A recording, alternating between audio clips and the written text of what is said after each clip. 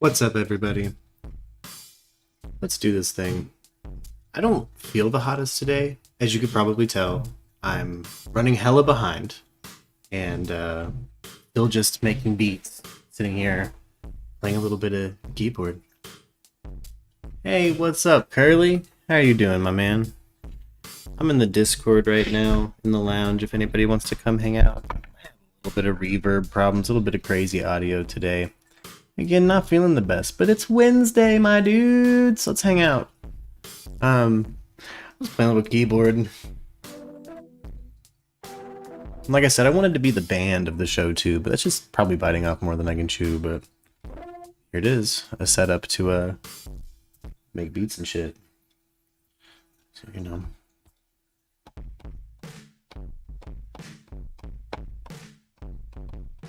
Sit and make beats, do shit like that. You know. Hey, thank you, Barney. Hey, I hope everyone else is doing okay too. I know I'm not the only one feeling under the weather today, and that it's been going around like a motherfucker.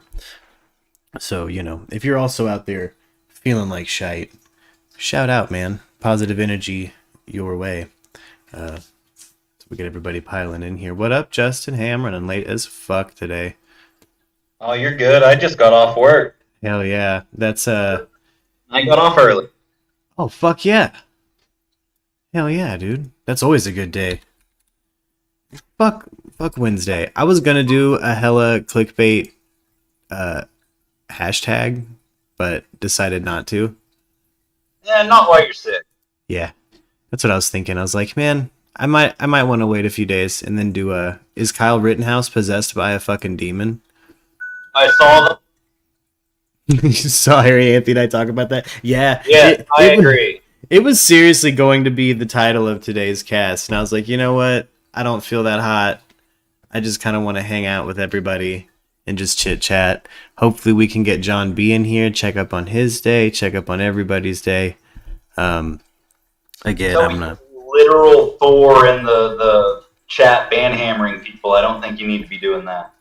exactly. Like I don't. Yep, exactly. We got to come heavy with the you got to be subscribed for 20 minutes kind of chat, that kind of day. You know what I mean? But I'm expecting Lux home any minute. She's been super sweet while I've been sick. And man, it has been a bitch. Like, I've had all these musical ideas the last 48 hours too, and I've been just too That's how it works. sick to do anything. Oh, it's been crazy. So I just said, fuck it, I'm getting everything set up. I've got to get my Logic Pro swapped over to the MacBook, and then it's on like Donkey Kong. I'm going to be wrapping up all these projects I've been talking about. But I thought today we could, even if, we hit some downtime, just talk about music, talk about art, talk about what we all have going on. You got anything? What you forging right now? You working on anything? I've got a couple sickles that I'm making out of horseshoes. Oh, that's cool as shit. And I've got a couple of orders for those that I'm working on. And then just, necklace pendant, stuff like that. Hell yeah. Oh, man, you and we got to do a Dune review together because, dude, I saw it, finally saw it. I watched it twice now. Finally! Dude, finally. And oh my God, I thought it was great, dude. Isn't it gorgeous? Dude, it's beautiful. And I love how they managed to capture in a movie that, like, the Bene Gesserit have a plan and they've infiltrated every aspect of humanity with this, like, religious kind of control. And they sprinkle it in just light enough to make you think about it, though. Yeah. That's the best part. Exactly. Just light enough to make you really fucking have to digest that shit. And man, ooh, it's shit's so good. I loved that movie so much. They greenlit a part 2 and I'm fucking pumped. They started off like the novel where it's, well, okay, hold up, Justin. Dude. Okay, so the very beginning where they have what sounds like the Sardaukar priest saying, like, dreams are messages from the deep. Uh-huh. There's fan theories out there saying that might be in the future God Emperor talking into like talking into like the Chris, like that the movie has like sprinklings of, and there are like also little subtle clues that like the worms are, like on Arrakis they're worshipped, but like it's pretty clear that, I don't know, major spoilers for the Dune series. Paul's son merges with the fucking in the 80s. I think you're fine on. Yeah, like 60s to 80s. Yeah, Leto the Second, Paul's son, merges with a fucking worm, a sandworm, and becomes a god emperor that reigns for 3 millennia. Like, dude, that time jump when you first start God Emperor, you're like, wait a minute, did I miss a book? Did I miss a whole ass book? Yeah, no, it's a whole different fucking world. A whole different world. It's man, I fucking love it. What you got, young? Got a YouTube video, boy? Word. But Dune, everything about it. Everything about that series. What up, Erica? How you doing today? Hey guys. You feeling better? No. How are you feeling? Honestly, a little bit better, but still rough as shit. Yeah, I hear that. Looking for my headphones, fix this audio up a little bit. Your wifey made me feel better though this morning. We talked on the phone. Oh, good. I know, I love her. Okay, be right back, 1 sec. Yeah, Lux is a sweet lady, boy. She made me feel extra special, Just please open it. It's important. Like Jesus walking on the water. Oh yeah, young? I unfortunately can't grab it out of there. You'll have to hop in the Discord and send it to me in the Merc's direct messages tab, my friend. But thank you.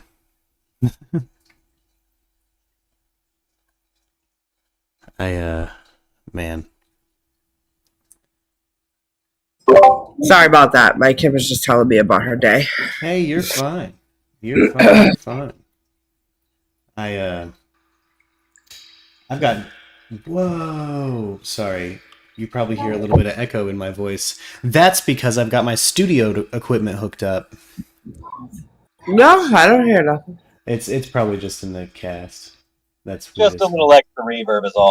Yeah, right. I don't even hear that. What that was it put my room mic through a Fender Twin reverb. So sorry about that.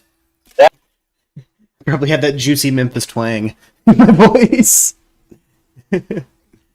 Oh, Justin, thank you for the neti pot advice. Oh, did you hit that neti pot? Hey, that is good advice, Justin. Like, after I got over gagging and choking on all of it. Yeah, that part kind of sucks, but it's worth it. Bro. I've had like, well, you did not tell me about this. had that happen. Where I just go to hit that neti pot and just oh, Michelle's been resting and taking care of Rose. Oh, thank goodness. Yeah, you get some rest, lady. You gotta. How's Rose doing, by the way, Michelle? Let us know. There's a fake rumor going on that there's police at the neighbor's house of Summer Wells, and they found remains that might be hers. Don't believe it. I already checked. Oh, don't you worry, guys. It's not a thing. Oh, that was vetted. Gotcha. Thank you, guys. Thank you, Erica and Curly, for vetting that for me. I've been functionally, if I haven't been asleep, I've been kind of on the couch, just miserable. Curly, what the hell did you do on Natasha's channel? They were yelling at him. They were yelling at Curly on Natasha's channel? Yeah, they're like, what the fuck? And then they deleted his comment, but I didn't see it. Oh, snap. What were you saying? So you've been just kind of curled up on the couch? Oh, yeah. But I don't see Curly as being particularly inflammatory, baby. What happened? I don't, ever. Yeah, what happened? Oh, yeah, my autoimmune disease, though. Basically, I caught a common cold, and my white blood cells went, like, full-on order 66. Like, they just started gunning down younglings, dude. Like, I have, like, not just intermittent flu symptoms, but, like, swelling around my joints and stuff. And right now, it's my right leg's, like, hip joint is particularly weak, and I have a really bad lesion on it that's, like, it's like I feel like I have staph or MRSA in my leg, but I don't. It's not an actual infection. It's just my white blood cells being particularly white and proud, I guess. Like, it's just, an autoimmune disease. So I've just had, had to drain a thing and a whole bunch of gross shit. Like, my legs just been all fucked up. I feel that. With my kidneys, it's like, I feel like I have the flu times 10 and I'm going to die tomorrow. And then everybody else that has it's just like whatevs, but it's because of my immune system. Cannot handle it. So I totally know what you're saying. Word. That's why I avoid people, because when I get sick, it really gets me. Yeah, exactly. It's not fair to us. It's not. Hunted people. Exactly. It's really not. Man, I'm really glad I hope I don't have kidney stones for a while. I shouldn't have them bad for another, like, 10 years because of the procedure I had, and I fucking hope it stays that way. Curly says, I can't stand people who make up fake rumors and lies, especially when it comes to a missing 5-year-old child. That's all I said. And if they want to get pissy over that, then that's on them. But that's how that's how you feel, Curly. That's how I feel too. I mean, is Natasha, like, is she like a T channel or something? She kind of like, does she speculate all Nancy Grace style? I don't think I know Natasha. I give her credit that she won't put shit up that she's not trying to get to the bottom of. So, like, I've never really seen her put out any misinformation. Gotcha. Oh, sorry, Gail. Gail also has. Yeah, it sucks, dude. Yeah, I'm sorry, Gail. Hey, just so you know, you're in good company, and if I run late sometimes, I always try to release something, even if I don't feel good, though. Even if it's a short cast, or even if I just stream the Lo-Fi Lounge and fall asleep on Discord like what happened yesterday, I'm sorry. I think I was in mid-conversation, just passed out.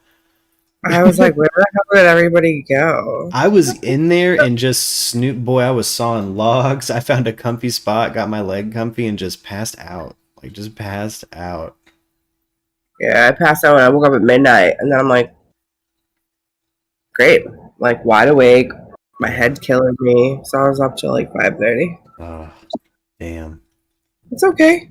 It could be Damn. worse, guys. It could be way worse. That's true. I was just telling Chief in my text, like, I feel pretty fortunate. I know people with a similar condition to mine that have had, like, full-on hip replacements really young and stuff like Yes. that. And yeah, I made it through my 20s just being scared it was an STD. So that's, you know what I mean? Like, I feel pretty fortunate.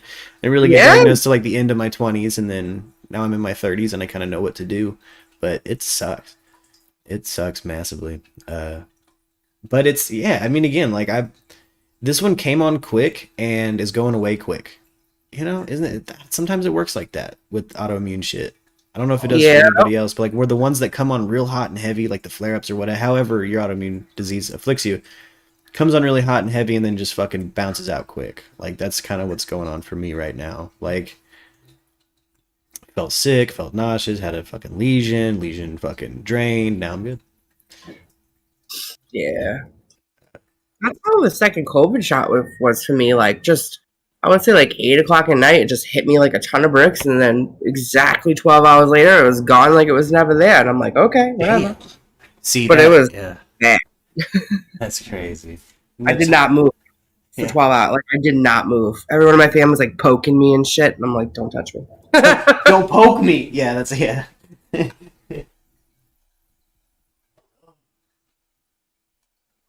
Oh man. Oh yeah, lupus is a bitch. You have to kind of hobble around. But I had a step grandmother that she's like one of the best grandmothers in the world. She was crass as fuck.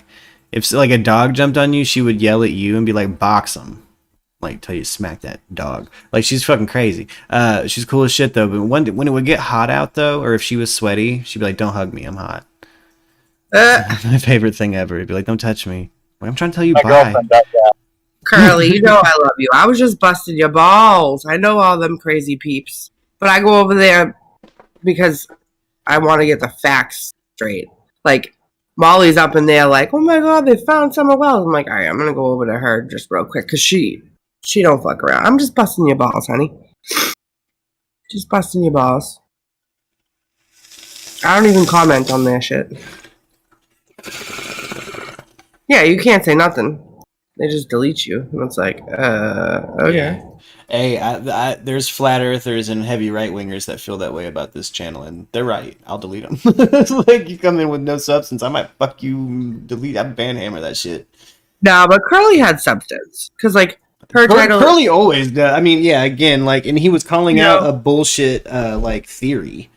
Like a crazy fucking, that's what it sounds like. Sounds like he was calling out some bullshit, so...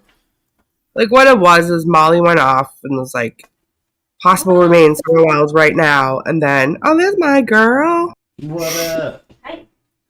Lux is home, everybody. Let me hit the dub horn. Lux has been sweet to everybody that's been thinking she's off work. What up? How's work? Good. Oh, yeah. I'm just working from home a little bit, so. Oh, work. Do you need me to move this shit? No, you look like you've got stuff going on, so. Okay. I'll just sit over here. Okay. Yeah, Manuel. I don't hate on nobody's channel. I take them for what they are, and I figure out how they work, and I appreciate what I can appreciate, and I take what I can take, and I don't hate on nobody. Yeah. I don't even comment because it's fine. It's okay. Everything's okay. Yeah. That's straight up.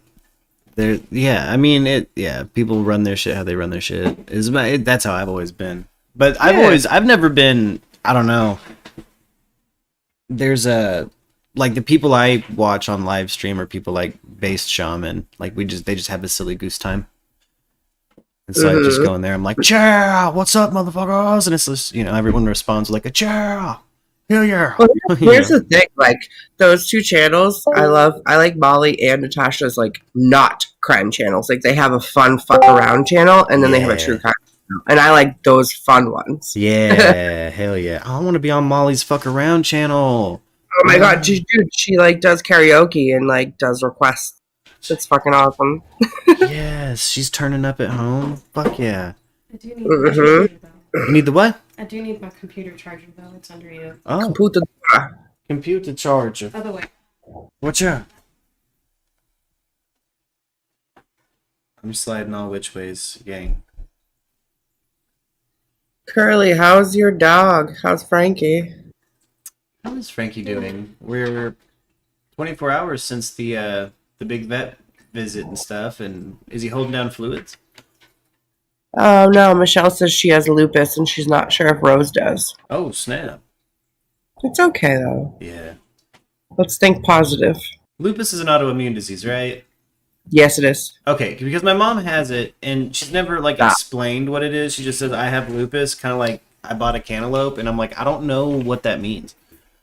I bought a cantaloupe. And I'm like, she's like, she kind of gives me this attitude like I would give somebody popping in here asking me something for Google. You know, like, Google it. I'm like, God damn it, just explain it to me. I'm right here. Gotcha. But, you know.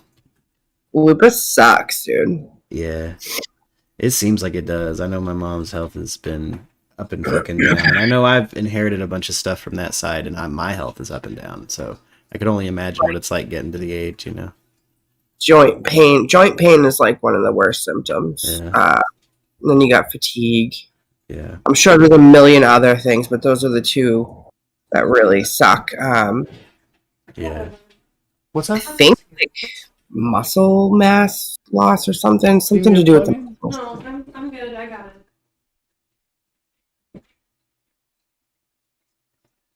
I'll move out the way.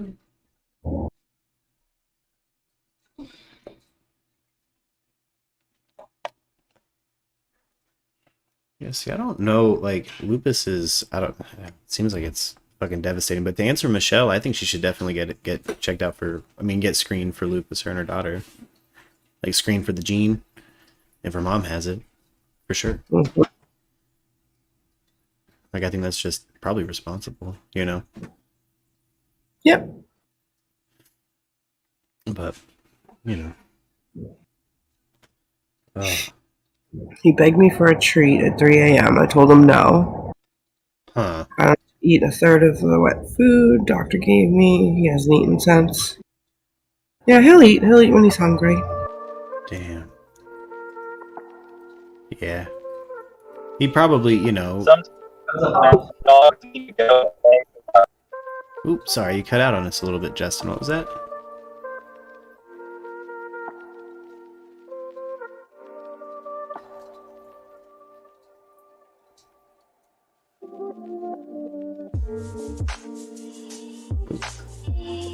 Sorry, driving by a cop. I was saying dogs need to sometimes just not eat for a day.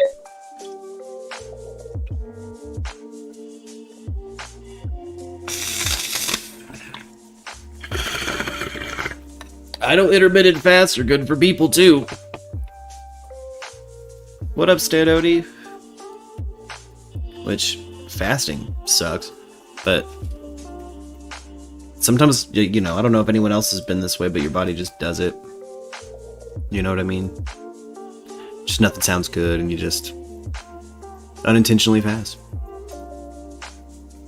Maybe that's my disordered eating. I use that for intermittent fast. Yeah, see, like intermittent fasting, things like that. Like, there's some dietary benefit to that, and like, it's just, I don't know. My body will just naturally go into that, where it's like I'm just not hungry for anything. Yeah, just so long as you don't overdo it, it has benefit. Yeah. Exactly. But, oof. Anybody, okay, betting pool. We're well past 24 hours. We gonna get that verdict today? Should the defense be nervous? They're watching the videos and stuff. They're still fighting like little babies in there. Yeah.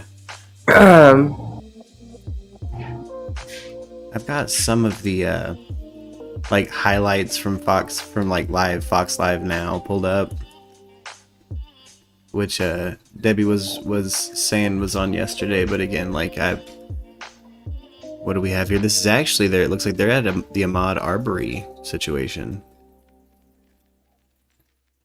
Who are they talking to now, I wonder? The man was homeless under the bridge? Yes. White, black, Yeah. Asian, Hispanic. That's why I was wondering who they're examining right And now. then you talked about... Because I think they're in the middle of a cross-examination.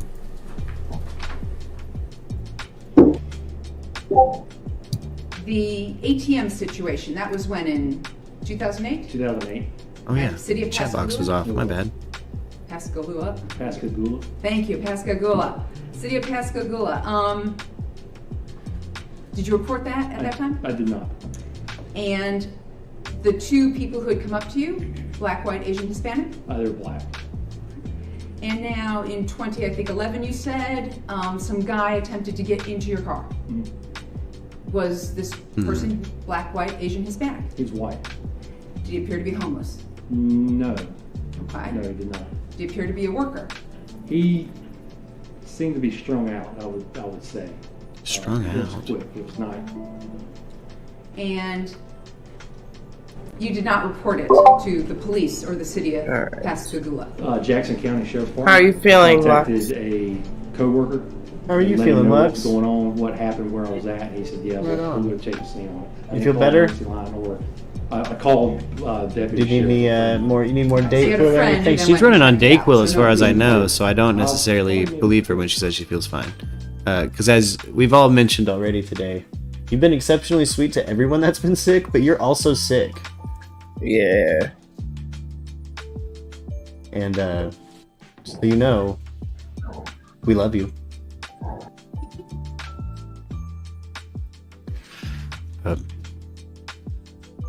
Lordy. Alright. They're pulling up stuff on this Ahmaud Arbery. So when we're looking here, once again, at State's Exhibit 147, Mr. Sheffield played part of it for you earlier. Do you remember that? Which one was it? This is your father's July 13th, 2019 That 911 wet call. formula should do your puppers pretty good, Curly. So I think we got about... Especially with that probiotic, he should be feeling better. And my son and I just... Boy, it gives him the poopers and the farts, He may though. be living on Bluff Creek Bridge on 17. We just went up there and made contact with him. Real shady-looking fella. And, he, possibility he may be the one that's been breaking into all these automobiles out there. I just wanted to make somebody aware that there's somebody living out there.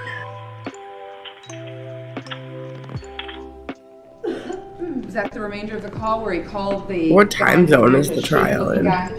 There's Oh, yes. Our Arizona, this time zone, so it should be 2:41 their time, right? Yeah. And Oh, all right. No. I'm wrong. I just saw Representative Arizona. Sorry. No. I'm wrong. I forget what state. What state did Ahmaud Arbery happen in? Was it Texas? Bridge while armed, correct? I did, yes, ma'am. And your father had his gun on him too, correct? I believe he did. I would assume he did. Yes, ma'am. Okay. And did you brandish and show your weapons to the man? I did not. I can't remember either. Georgia. This was just some Georgia. sort of pleasant conversation with Oh, him, so it's kind my of- time zone. Yeah. Yeah, it came pleasant. Once I split between him and the machete that he had there, and asked him what's going, how's he doing, what's going on. Oh yeah, allergies do He stayed right where he flare was. He continued to flare finish. up really bad this time of year for a lot of people. But your dad still decided afterwards bullshit. to call 911. It is more bullshit. I'm fucking sick as shit. Not before. Mhm. We I walked look all up on pale, him, look like shit. Horrible.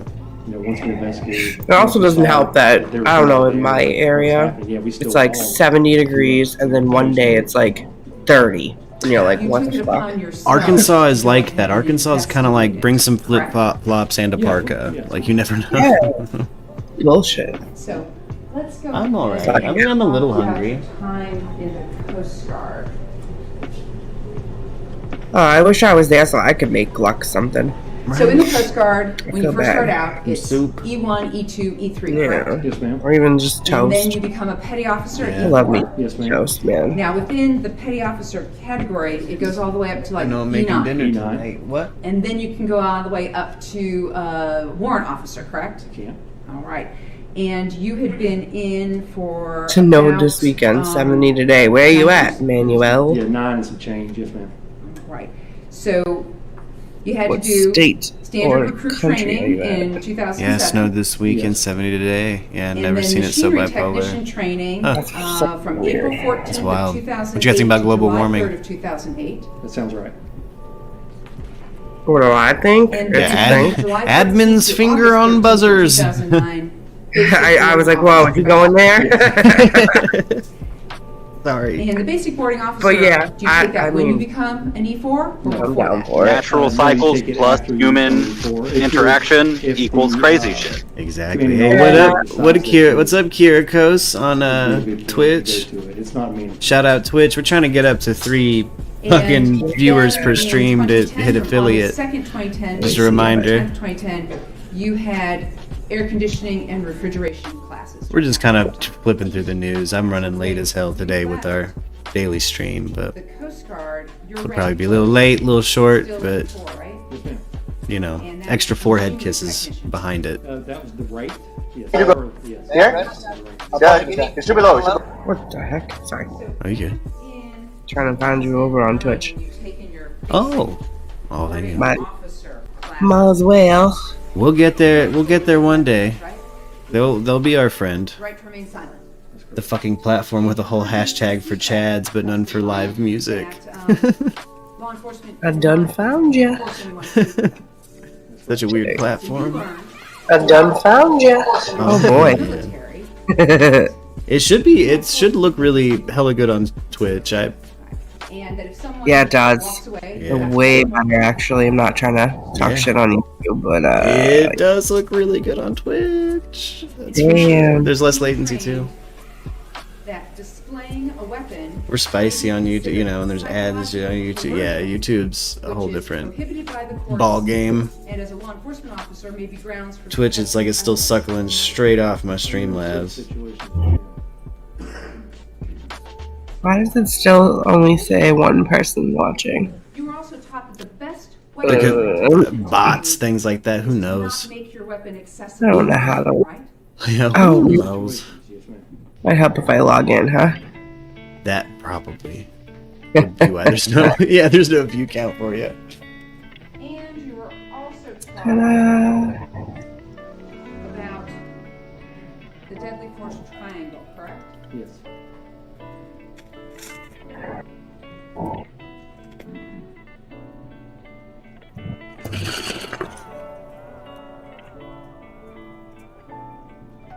And you were taught that deadly force Yeah, I have is a. only to be used. Hey, what up? There's Mama Bear. Come. Correct. What up? Now you got two. Come on, one more person. Hell yeah. Red Rover, Red Rover. Then we gotta keep like an average of 3 for a month. It'll be a bitch for a minute, but we'll make Twitch friends. We'll make Twitch friends. I know we will. Yeah. I mean, I have both on, so no sweat on me. Yeah. Try my best to, you know, get people on there Yes, I was showing you. and do some Twitch exclusive stuff. You know.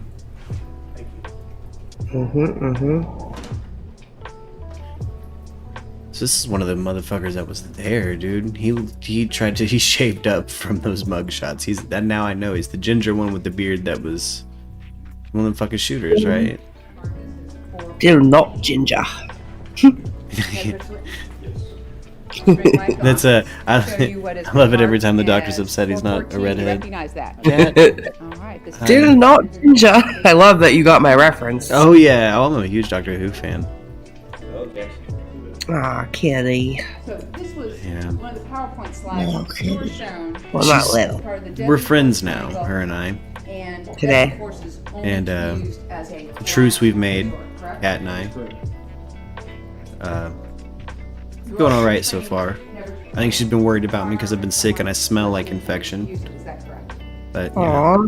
so she's been a little up my ass, but in kind of a sweet way. Yes, So and under certain situations, never really had that could from her be used before. as a deterrent.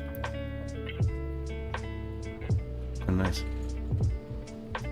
Like, I didn't know this is what came with friendship. Yeah. How do you invite people over here on Twitch? Is there like a link I can put in the YouTube chat? I think you can share the URL into the YouTube chat. I think. Okay, got it. Yeah. Yo, but what up? What up, Graf? I'm special. Nothing much, man. Just hanging out. Been sick. Lux is working from home, and just chilling. So, let's go ahead and start. Smoking, watching a trial. Honestly, He was yelling for you, correct? Yes, ma'am. All right. he change yelled this. that The name of this guy from the talk was show on to Law Nerd. And you understood that he was talking about the black man. Oh, there it is. Yeah, Erica just shared in the chat here a link to our Twitch. Trying to get our Twitch viewership up. The guy. If you It is haven't- like 10 times more clear and less laggy over there, I'm telling you. Yeah, Twitch has a lot less technical difficulties. It's And your father yeah. ran Just into saying. I can also, when I do Twitch exclusive stuff, I can do whatever the fuck I want on it. So, you know. Can you play your own music? And Oh, recently discovered a new Norwegian singer. Ooh, really, Michelle? breaking into the house. Send me that Norwegian singer. Again, I'm scheming up kind of a special That has been breaking. surprise for you guys, hopefully. And you hadn't seen the black man in the 12 days between February 11th and February 23rd, had you? I did not. How's everybody's day been going? Chat people? And at this time, you were working at Man, the I attorney, and your hours spoiled by were Lux and slept through half early the in morning, day. about 5 at night? Yeah. And on what was going on. It was Took care of you, man. I didn't do shit Usually today. I hope everyone else. Yeah, let me know how your days are going. I'm really glad it could change so much. everybody's I just wanna be clear. here 5 today. o'clock in the morning to 1 or 2 in the afternoon, or are you talking 5 p.m. to 1 or 2 at 5 a.m. to 1 p.m. sometimes. Word. Yeah. Alright, so Graph digs on Twitch. Twitch is just a February tough one. There's no 23rd, algorithm when help your and dad stuff came like that, in so and yelled for you. You didn't know. You gotta where kinda the black man was cross coming promote. I had Do an special idea that things. he was running down the road. The guy's been breaking in.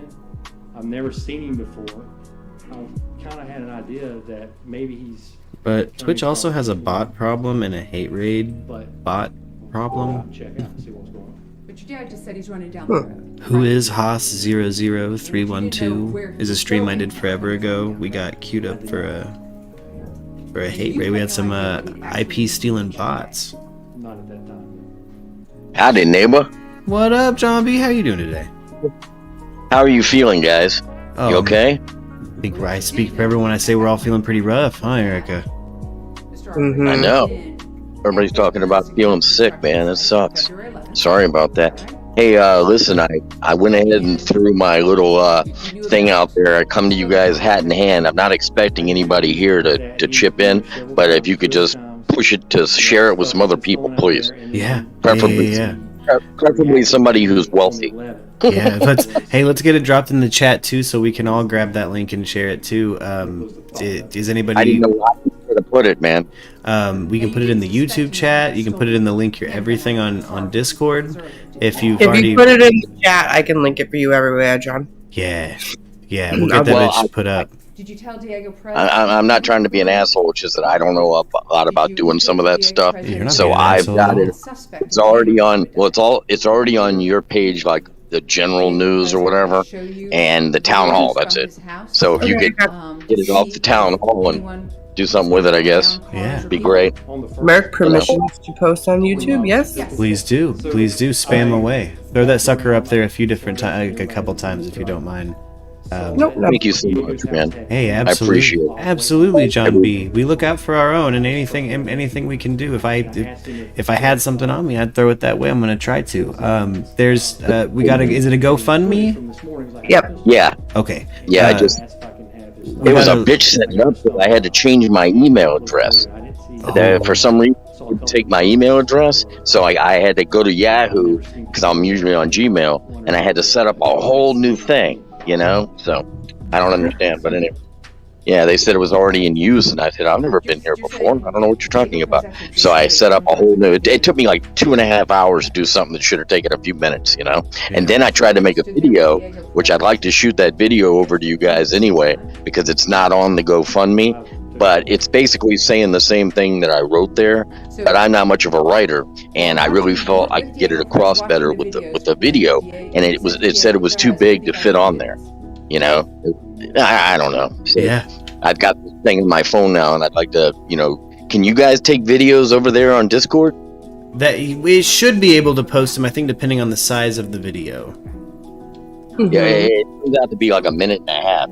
Yeah, throw that sucker up and we'll see if not, I can try to parrot it on YouTube and have a description with the GoFundMe, and I can keep it up on the front page for a minute. I don't mind doing that at all, my friend. And again, to explain anybody who is maybe new or is just now tuning in, John's just run into a bit of financial trouble like we all do. He has been doing the right thing for a minute. He's living in a very good community. He's in a situation. It's a sober environment. Yep, he's in a sober environment, and it's good for him, and it's a productive environment, and we want to keep him going, and we want to keep things prosperous for him. So we got a GoFundMe. Erica just shared it in the chat. It was up on the screen. We're going to share it on YouTube. I'm going to try to make sure I have it copied into the link in the description for this video if you're watching this after the fact. And yeah. Man, I appreciate it. Hey, you can send it to the AP and what is it, the AP and the other news wires, you know? Yeah, right. I'll make sure it's in RSS feeds, baby. But again, hey, we all run into trouble, and that's, like I suggested, I think yesterday or the day before, like, you make a GoFundMe and we'll put it up and see if we can't, It just seems like a little every relief. fucking thing. I'm not here to cry, okay? But it just seems like every fucking thing came down at the same time. It all hit me at the same time. When they told me I was gonna have to pay $100 and some for this new heart monitor box that I keep by the bed, and they said, "How much does my insurance cover?" They said, like $3. The rest of it had to come from me. And I was like, "Great, okay." And that was the last of my paycheck of the last one I got, and I was like, "Fuck." So now I've gotten so far behind in the fucking hole, and the lady who runs that part has been really cool, keeping it away from the big guy, because he's the type of guy who's nice as shit to you until you owe him a lot of rent. Then he's like, "See ya." Yeah. So, but she's done me a favor, and helped me get around that and kept it from him until I could get some money.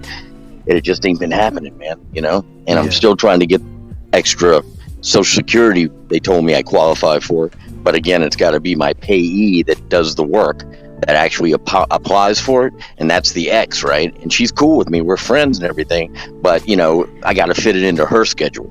I can't tell her, like, I kind of need this yesterday, Yeah. So Yeah. So I'll see if I that's can't my old pop that thing. sucker up on my social media too. I'm gonna try to be a little more active on my on the social media side of things too. So this gives me Manuel. a good reason. Let me send There you we this go video. towards helping John with his medical. He needs he has a pacemaker and he needs a heart monitor next to his bed and things like that. So he just needs a little help. If you click the link, I've got the heart thing, but because of that, I didn't have the rent. So that's what we're talking about. Gotcha. You had to pick and choose your You're personal living- health or your housing. Gotcha. Yeah. You've been put in an unthinkable situation. And when if you yeah, read the link, sweetie, if you click Isn't that on great it, how- Manuel, it tells you what it's for. Isn't that great though? I mean, you got to decide whether you want to live or whether you want to have a place to live. yeah, you gotta either have a roof over your head while you might die, or you can be sure to live. And I mean, I've got congestive heart failure. It's just a matter of time anyway. But still, the much as I can do to help keep things going for a while would be great. Yeah. It's just kind of fucked up, man. No, at this point, I can't absolutely. do anything but back. Yeah. So anyway, No, let me absolutely. send it. Hey, Let me Eric. try to send that video. I'm trying to give Okay. as much information. Yeah, go ahead and send it, and I'll Yes. try and do my best to help post it everywhere. Okay? All right. So on the Discord, which part would I send that to? Videos and such. Yeah. Yeah. Okay. Makes sense. Search in the right place, buddy. Yeah. Okay. Now on another note, okay, what's going on? Did they find Summer or something? No. No. There's rumors, I guess, going around, but those were like quickly dispelled by Murkies when I popped live today. So here's what actually happened. The cops did search a neighbor's property, and then they went to let Candace and Don know they searched and didn't find anything, and they left. And then the neighbors started a rumor mill.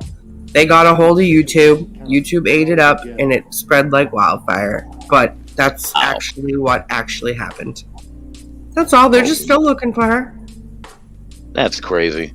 You know, Yeah, and I did pay attention to a little bit of this morning. I caught some of the still waiting for a verdict type thing, and on Rittenhouse, and they said yesterday that things were getting a little heated outside the courthouse. Okay, but what really got me was the judge came out to say a couple of things because they wanted to watch that video. The jurors wanted to see a certain video again, and of course the defense was like, we prefer they didn't watch that again. And the judge is like, yeah, I understand. It's certain things on there that they don't want him to look at it too hard because it's drone footage, they call it.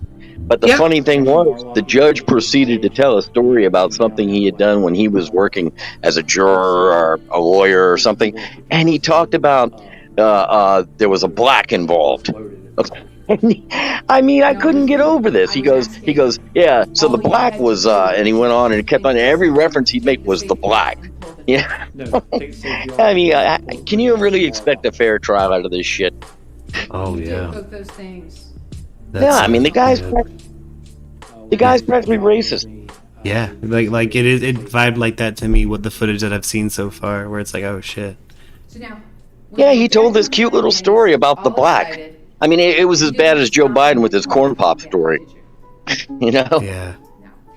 Yeah, me and corn pop used to, But anyway, well, listen, I'm going to get off of here. I'll be listening, and I'm going to send you over this video. I hope you can get it, okay? Hey, for sure. Thanks, guys. Absolutely. Erica, I really appreciate you posting that shit everywhere for me. Thank you so much. Thank you so much, Erica. And everybody out there listening, if you guys...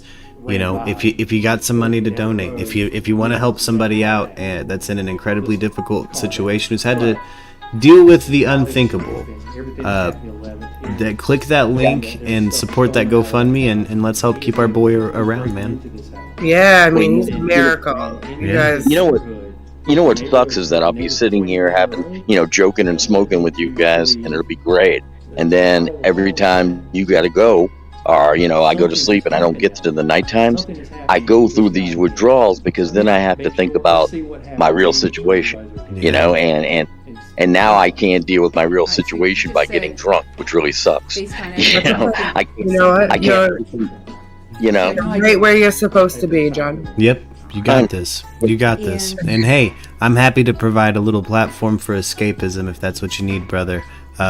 That's why I want to keep the 24-hour lo-fi thing going. I had it go down while I was snoozing, but man, that's exactly why. Is support is crucial. Having a place to go that is, a little bit of a distraction is nice, or a place where everyone, for all of us, though, even if we're having a good time or a bad time. Yeah. Absolutely. I mean, I used to run away from everything by using. And so now I have to find new outlets, and so you've become that.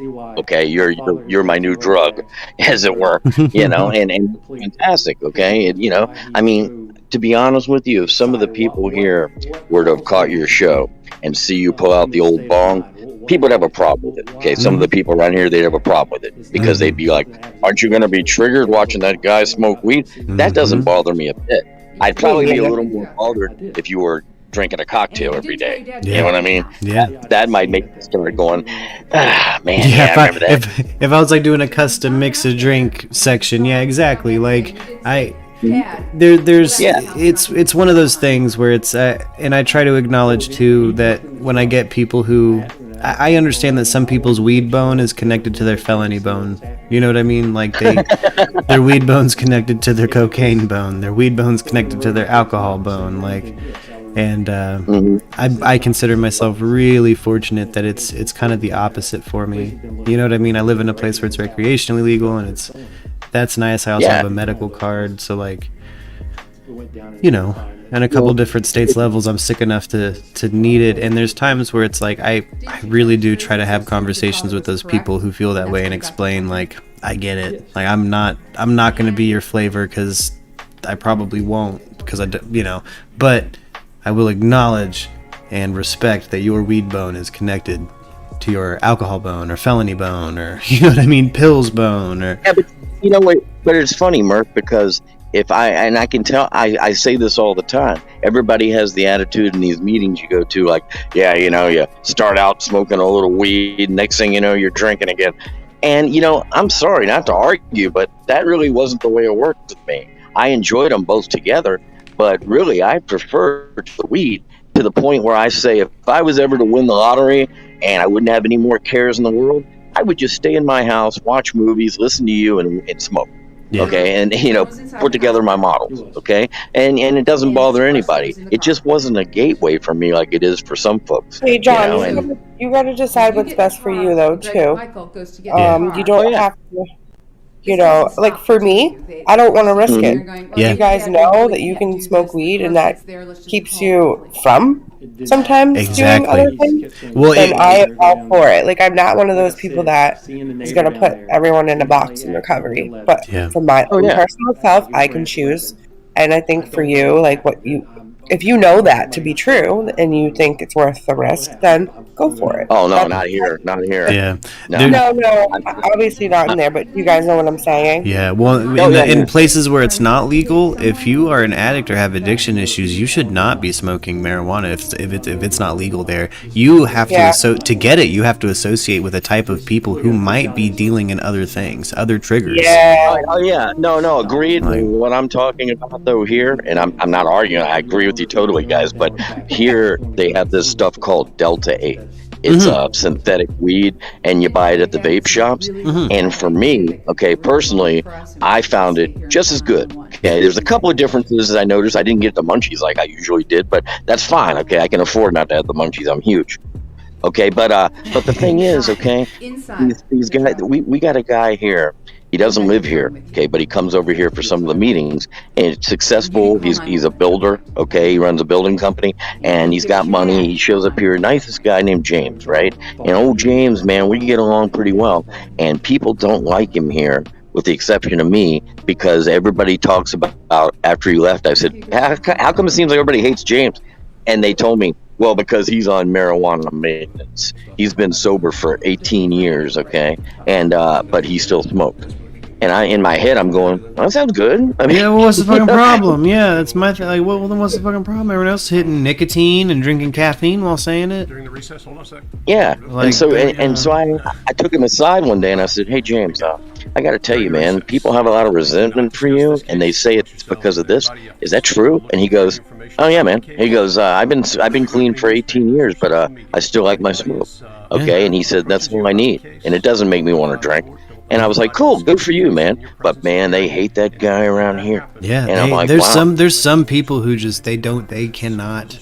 It's connected to that bone, and they have to stay angry about it, or they'll dip back. And I get that. Like it's one of those things. It's like I get it.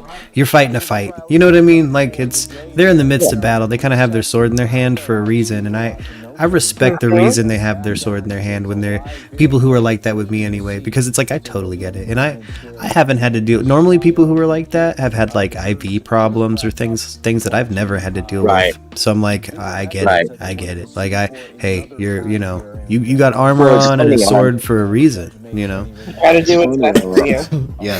Our guy in the morning, okay, the guy who runs this whole place, okay, and I'm sure the guy's loaded. He has like 10 houses all over town. Anyway, he comes over every morning. Okay, he's been away this week. He had an anniversary.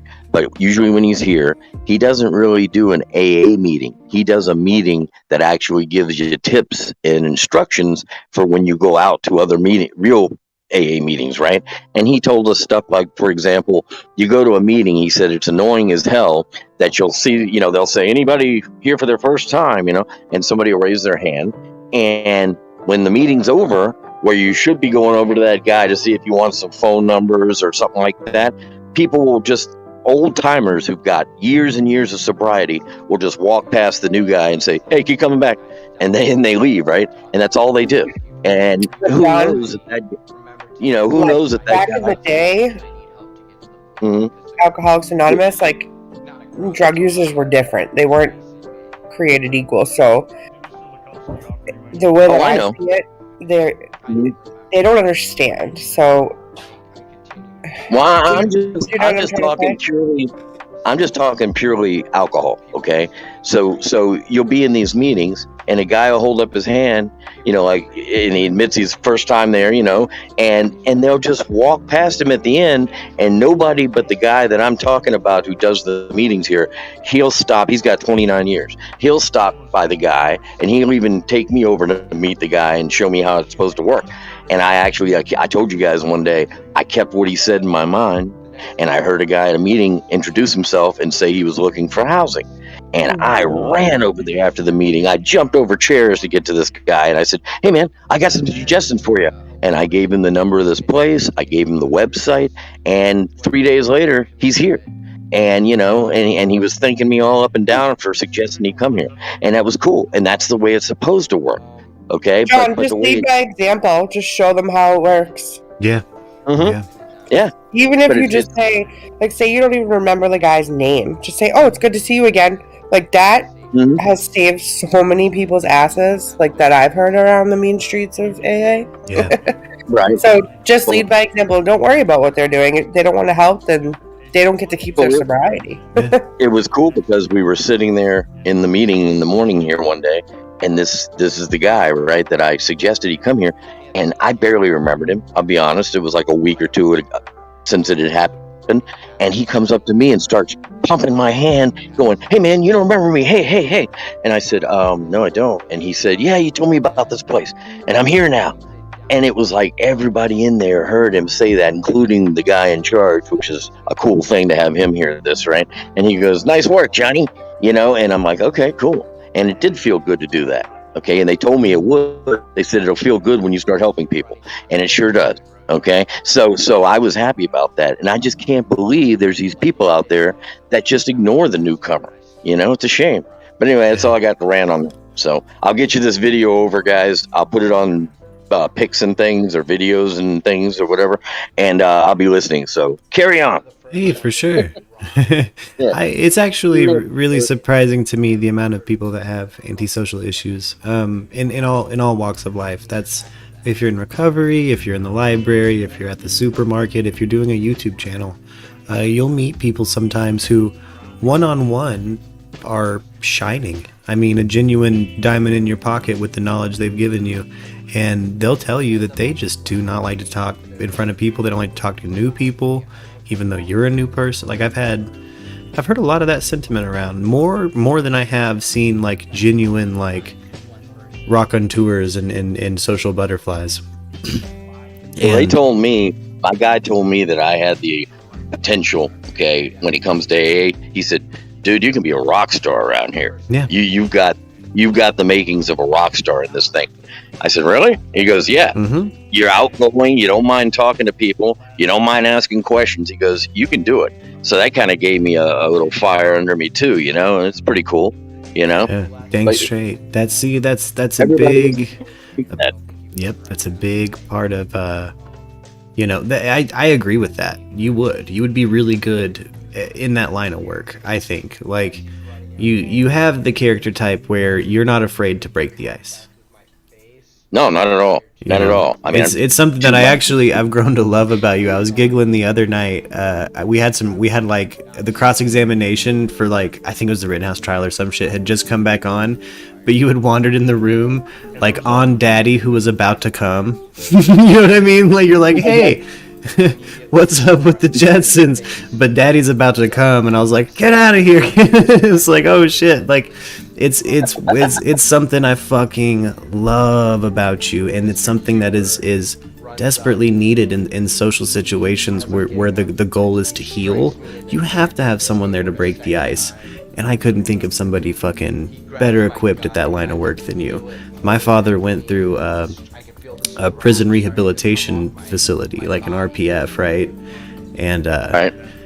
When he got out, he was like certified to do counseling and rehab work and stuff. And some of the most shining moments I've seen my father in, some of the best work I've seen him do is like either as a chaplain in a jail or like helping narcotics counseling or that's when I feel like he's at his best, is when he's speaking on that subject from his heart. And he also has that gift, much like you do, of like being able to break the ice. Like there's no, you know what I mean? Like, hey, let's talk, like Well, they threw me out into the woods the other day. They threw me into the fire, as it were, because, like, for some reason, everybody wasn't going to be able to show up. And the lady said, "Hey, you want to do the meeting this morning?" And it was like 8:56, and the meeting starts at 9. I was like, "Sure, man, I'll do it." And I had to figure out something real fucking fast. And all I did was sit there and I said, "Okay, just tell them how you were, what happened, and what you're like now." That's the famous one, right? You know, that's all you got to do when you're speaking at a meeting. So I went in there and proceeded to do just that. You know, threw in a few things that made them giggle. You know, but I basically, you know, kind of like telling them the Wicked Wanda story. Yeah, you know, exactly. Loosen the room up like a little that. bit. You're aware of things like that, and just so you know, not everybody is. Like, you're incredibly See, you can work a room. Crowd work is incredibly hard for some people who are actual on stage. You know what I mean? Like rock on tours. Like that. What you're doing there, John, is incredibly skillful. And look, if we were in a circle and it got quiet and I needed some conversation to start up, I would be like, "Hey John, what you think about this?" Or, "Hey John, have you seen Dune yet?" Or, "Hey John, what's that? Remember that episode of Star Trek when?" You know what I mean? Yeah. Like you're someone you can riff with, and the, that's rare, honestly. At the rehab here, okay, I went there 30 days before I got here, okay, and when I was there, okay, so this is back in like February, okay, early February, and they had like a talent show, okay, and I'm like, oh great, well, you know, a bunch of addicts, what are we going to be able to do? And so I said, yeah, I'll sign up, yeah. And they go, what do you want to do? And we had a couple of people that play some mean guitar and, you know, some singers, you know, a couple of chicks, and it was great. So I said, I'll tell some jokes. So I got up there and I just did jokes. And those cats were cracking up, you know. I've done them mostly all for you guys anyway. But, you know, I get up there and I lead with, hey, you know what you call a field full of cows masturbating? Beef stroking off. A good way to warm a crowd up. Yeah, and you just go from there. And by the time it was over, man, I had people coming up to me the rest of the day going, hey, that was cool, man. That was fantastic, man. You helped me forget I was in a rehab, you know. And I said, oh, great, man. All right, but you're in a rehab. And you know, it was just fantastic, you know, and I liked connecting with the people.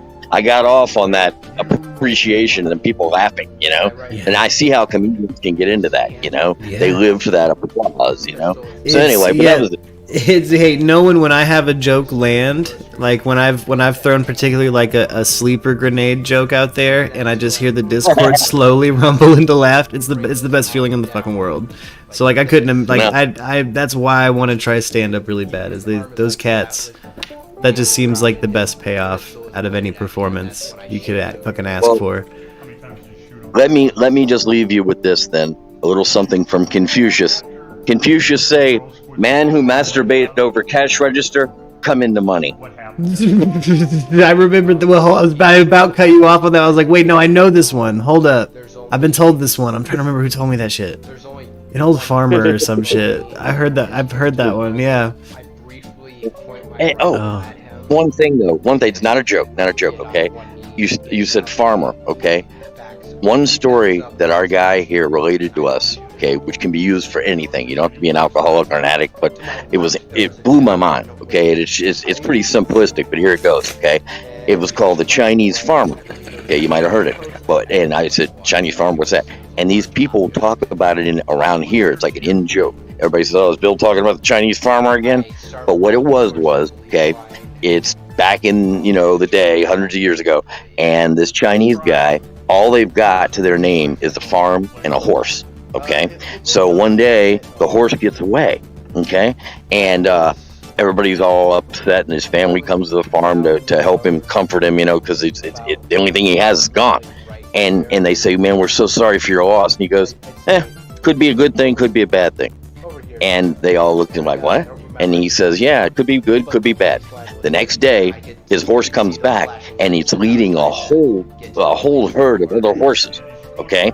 And so now they have all the horses in the whole kingdom, and they're happy as can be, okay? And everybody's like, oh, okay. So now the son's out there trying to break the horses one day, okay? He's trying to, you know, tame them, okay? And he falls off the horse, breaks both his legs. Okay, and all the townspeople come around, the family, and they say, oh, we're so sorry, your son's hurt and everything. And the guy just says, Chinese farmer says, could be a good thing, could be a bad thing. So everybody leaves going, that guy's fucking nuts, right?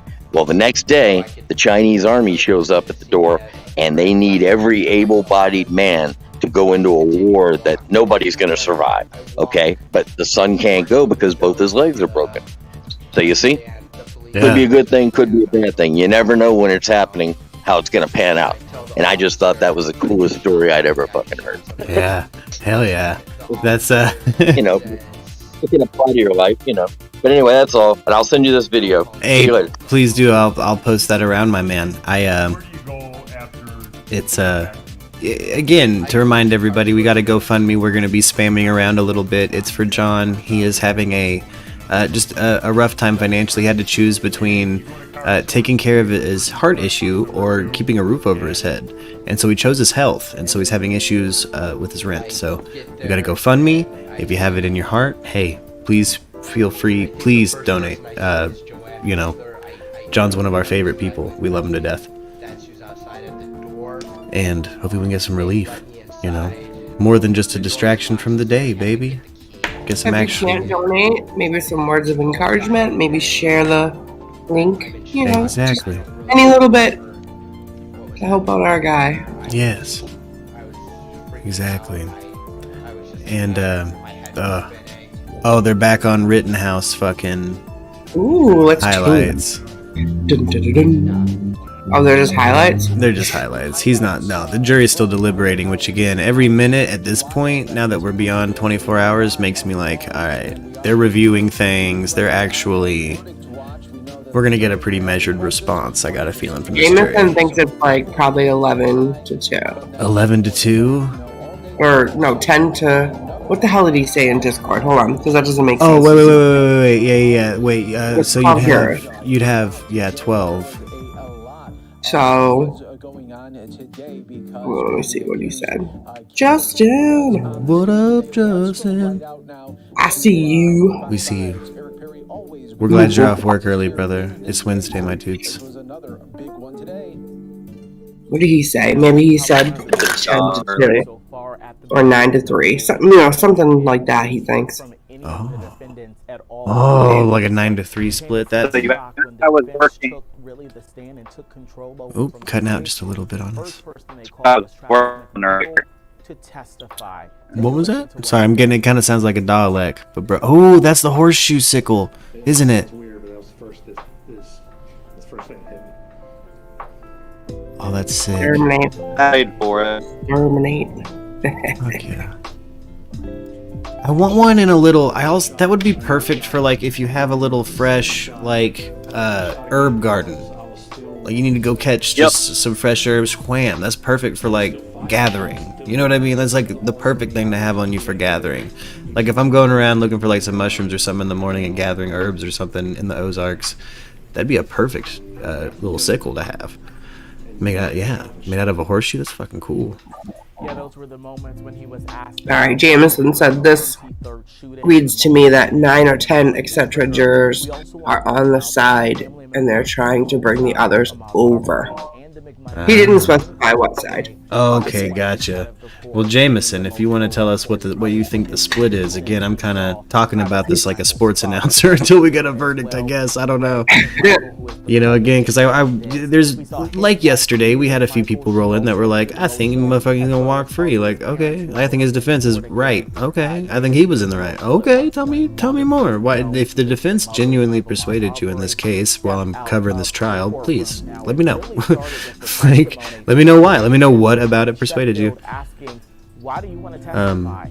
And Travis said he wanted to testify because he wanted to his side. What up, Alley Cattails? So hey, yeah, how the rom-com turned out? Okay, do you have a new in-law? Not so far. But it's getting close, it does seem. Ah, gotcha. So this is a warm-up. This was a warm-up is what this was. Yeah, it even could have been like they stayed at my parents just last night, and he could have cornered my stepdad for may I have your permission type of thing. Who knows?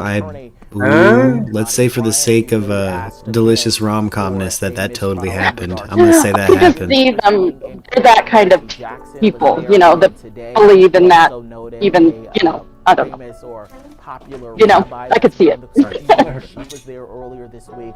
My stepsister's hopeful, I can tell, so I guess that's good for her. Yeah. He seems alright, you know. It's hard to get to know someone in a big group setting, so who knows. Yeah. It can, yeah. But it's hard. Ooh. I'm excited for the juice on that. I hope it becomes a best-selling romantic comedy novel. I don't think it's that interesting, but, you know, for our little family it is. Yeah. Well, it's funny because I grew up with just my mom and me, and we just didn't really talk about anything juicy and personal. So, and she was mostly working all the time, so I feel like I've never had siblings. Like I was telling Erica, these are like, I was the only child with a single mom and like a Russian dad, like foreigners, you know, it was just very alone a lot of the time, I guess, and I didn't really realize that was weird until later in life. But, so now, like, my stepdad and my mom met when I was 18, and I was on my way to, it was like the summer before I left for college, so I was checked out, you know? So you probably, like, you consider yourself like a creature of solitude. You're like, I like it. I was raised in it. Yeah, that's the way I would say it, yeah. Yeah, like I that. just have pretty much always had to do it on my own and didn't know any different, so I didn't know that that's kind of not the norm for most people. Yeah, yeah. I totally get that. I've known more than a few people that are of that character type, and then, you know, kind of sibling type relationships show up and they're kind of, you know, oof, what do? Well, yeah, I just don't, it's hard to get to know what is now supposed to be my sister's, you know, when I'm already out of the house and trying to start my own life and world, and they thought I was like crazy and like the bad kid and the black sheep type. It's like, it's just been so funny because I went to Catholic school, you know, and like I got all good grades, you know, and I got in trouble for sneaking out once, but I was getting all A's and playing sports and had a job, you know, so it wasn't, it's like, no, I can handle it, you know, I wouldn't do it if I couldn't handle it type of thing.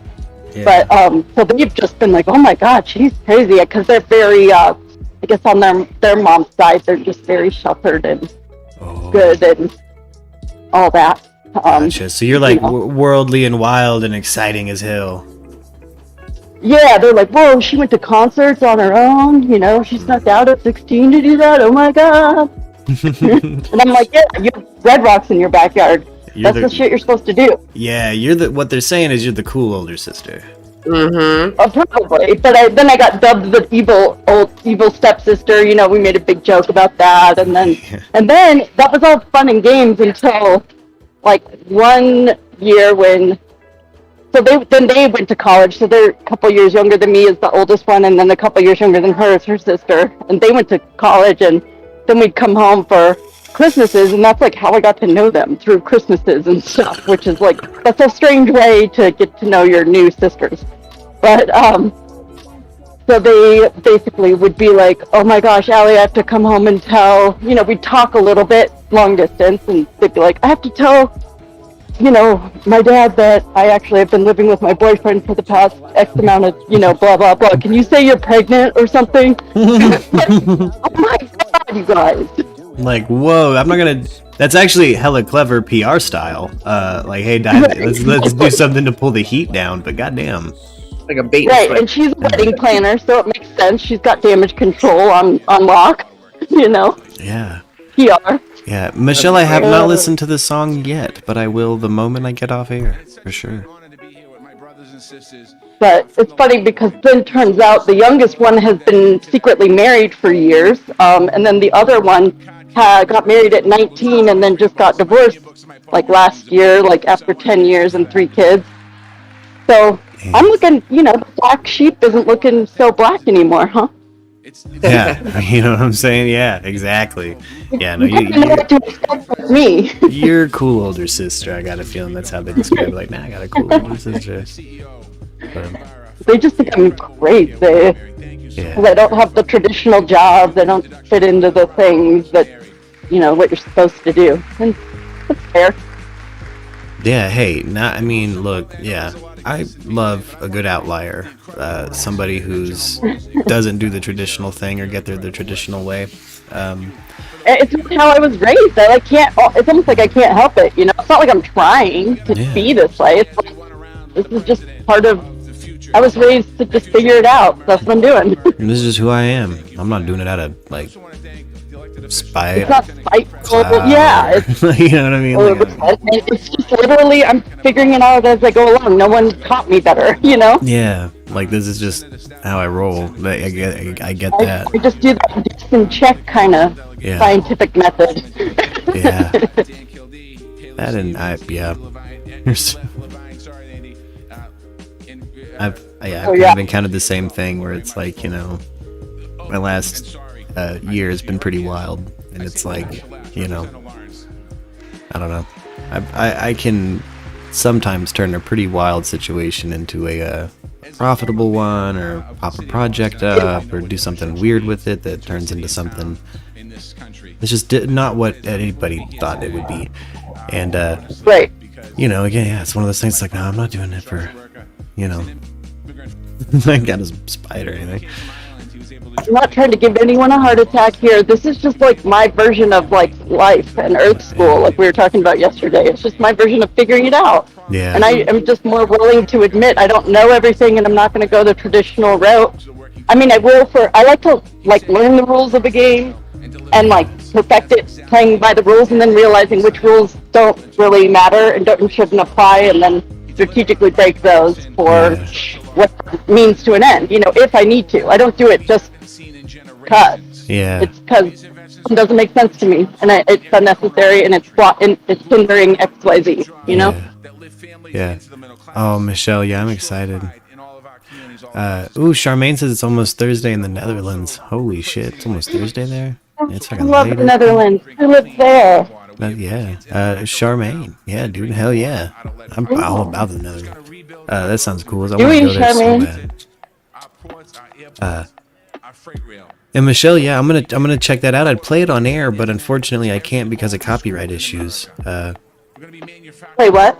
Oh, there's a song that Michelle shared that's a cute Norwegian lullaby. Yeah. Might end up getting sampled in something I'm working on, so hell yeah. That'd be awesome. Yeah. What up, Squidwin? I feel like shit, I won't lie. My whole... Yeah, I woke up with a little bit of a sore throat today too, and I'm like, oh no. Yeah. I see, in my throat and the congestion and all of that feels a whole lot better for me today, but just my autoimmune stuff has been wild. My lower intestine feels inflamed, I don't know, got some kind of weird infection. Have you guys ever tried that Whole30 system, that diet and stuff? The which diet? I've tried a whole bunch of diets. I might have. Which one? 30. 30? I don't. Whole30. It helps you isolate maybe what's going on, what things are bothering you, because I've done a whole bunch of doctor assisted elimination diets and stuff. So I've done kind of like that. Yeah, I've done heavy actual heavy studied elimination diets just because my allergies and my autoimmune disease makes my allergy reads hard. It's a whole shit show. Okay. But I know that Whole30 thing. I've done it. I've tried it before, and I didn't do it all right because I ended up getting a job where I had to eat at clients' restaurants right after that, so I blew it. But I did the Whole30, and then I didn't do the reintroduction of each thing to figure it out. So I did the hard part and then blew it. But but my stepsister is now doing it, and she's having some issues with different things. She doesn't know what exactly, and it just reminded me of it last night when I was talking to her. Yeah. Oh man, my doctors have had me on some weird shit. I've had elimination diets to the point all I can have is bacon, rice, and tangerines. And I've gone full. I've had the carnivore diet. I've been vegan. I've done vegetarian. I've done just the fucking seafood, the pescatarian stuff. I've tried it. I was trying to just figure out what was the best dietarily to meet in the middle between like longevity with my body and sustainability. You mean? Yeah, like sustainability and comfort. Like I'm trying to go, you know what I mean? Yeah. Like I found a doctor who really was working with me when it comes to finding something in the middle there. Did you try the potato diet? I've been down to just potatoes, boy. Starch. I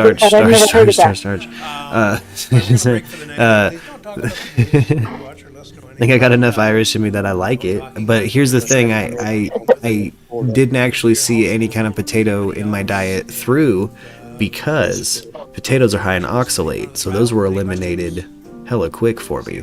Cranberries, leafy greens, potatoes, roots, tubers, those are all high in oxalate, and my kidneys don't process oxalate. It just builds up. I don't make citrate, so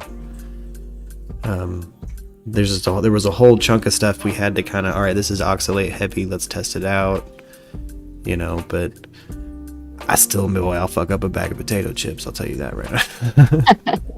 Yeah, it's one of those things that kind of like, it's like, all right, look, I'm not gonna give up nicotine, caffeine, or potato chips. I'm not gonna. I did it for years and I'm fucking miserable, and I miss cigarettes, soda, and potato chips. I miss them. I want them. I'm gonna get them when I leave this fucking office, so write it down on your clipboard. I'm gonna, you know what I mean? Like it got to that point where I was like, you know, like I'm 3 years deep. I got it. I'm fucking gonna eat some just regular Lay's potato chips. good for you. I mean, you gotta have those things that are your, just make your world a little happier. Meet in the middle between comfort and sustainability. You know what I mean? Like, yeah. And find something that's truly something you can do, because there's, you know, that's the hard part. Yeah, you got to make room for yourself. There's certain things. It's just like, I know I'm a stubborn fuck, and I know the things I like now, and I know enough about myself to know I can cut anything out and go through it. The older I've gotten, there's certain things that once it's reintroduced, it's that much harder to get out of my system, like fucking nicotine or caffeine. Like I'll go through full withdrawal. I'll have nosebleeds and shit on because of nicotine. Which is weird. Like my blood pressure will get that hot. Like I'm fucking have a nosebleed.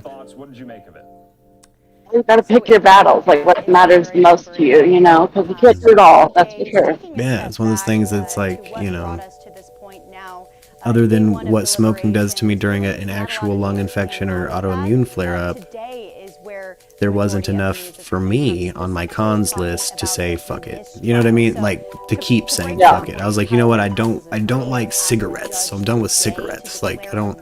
Right. You know, I live in a recreational state, so I might smoke a joint walking around the street, you know, arm in arm with Lux, but that's different, you know.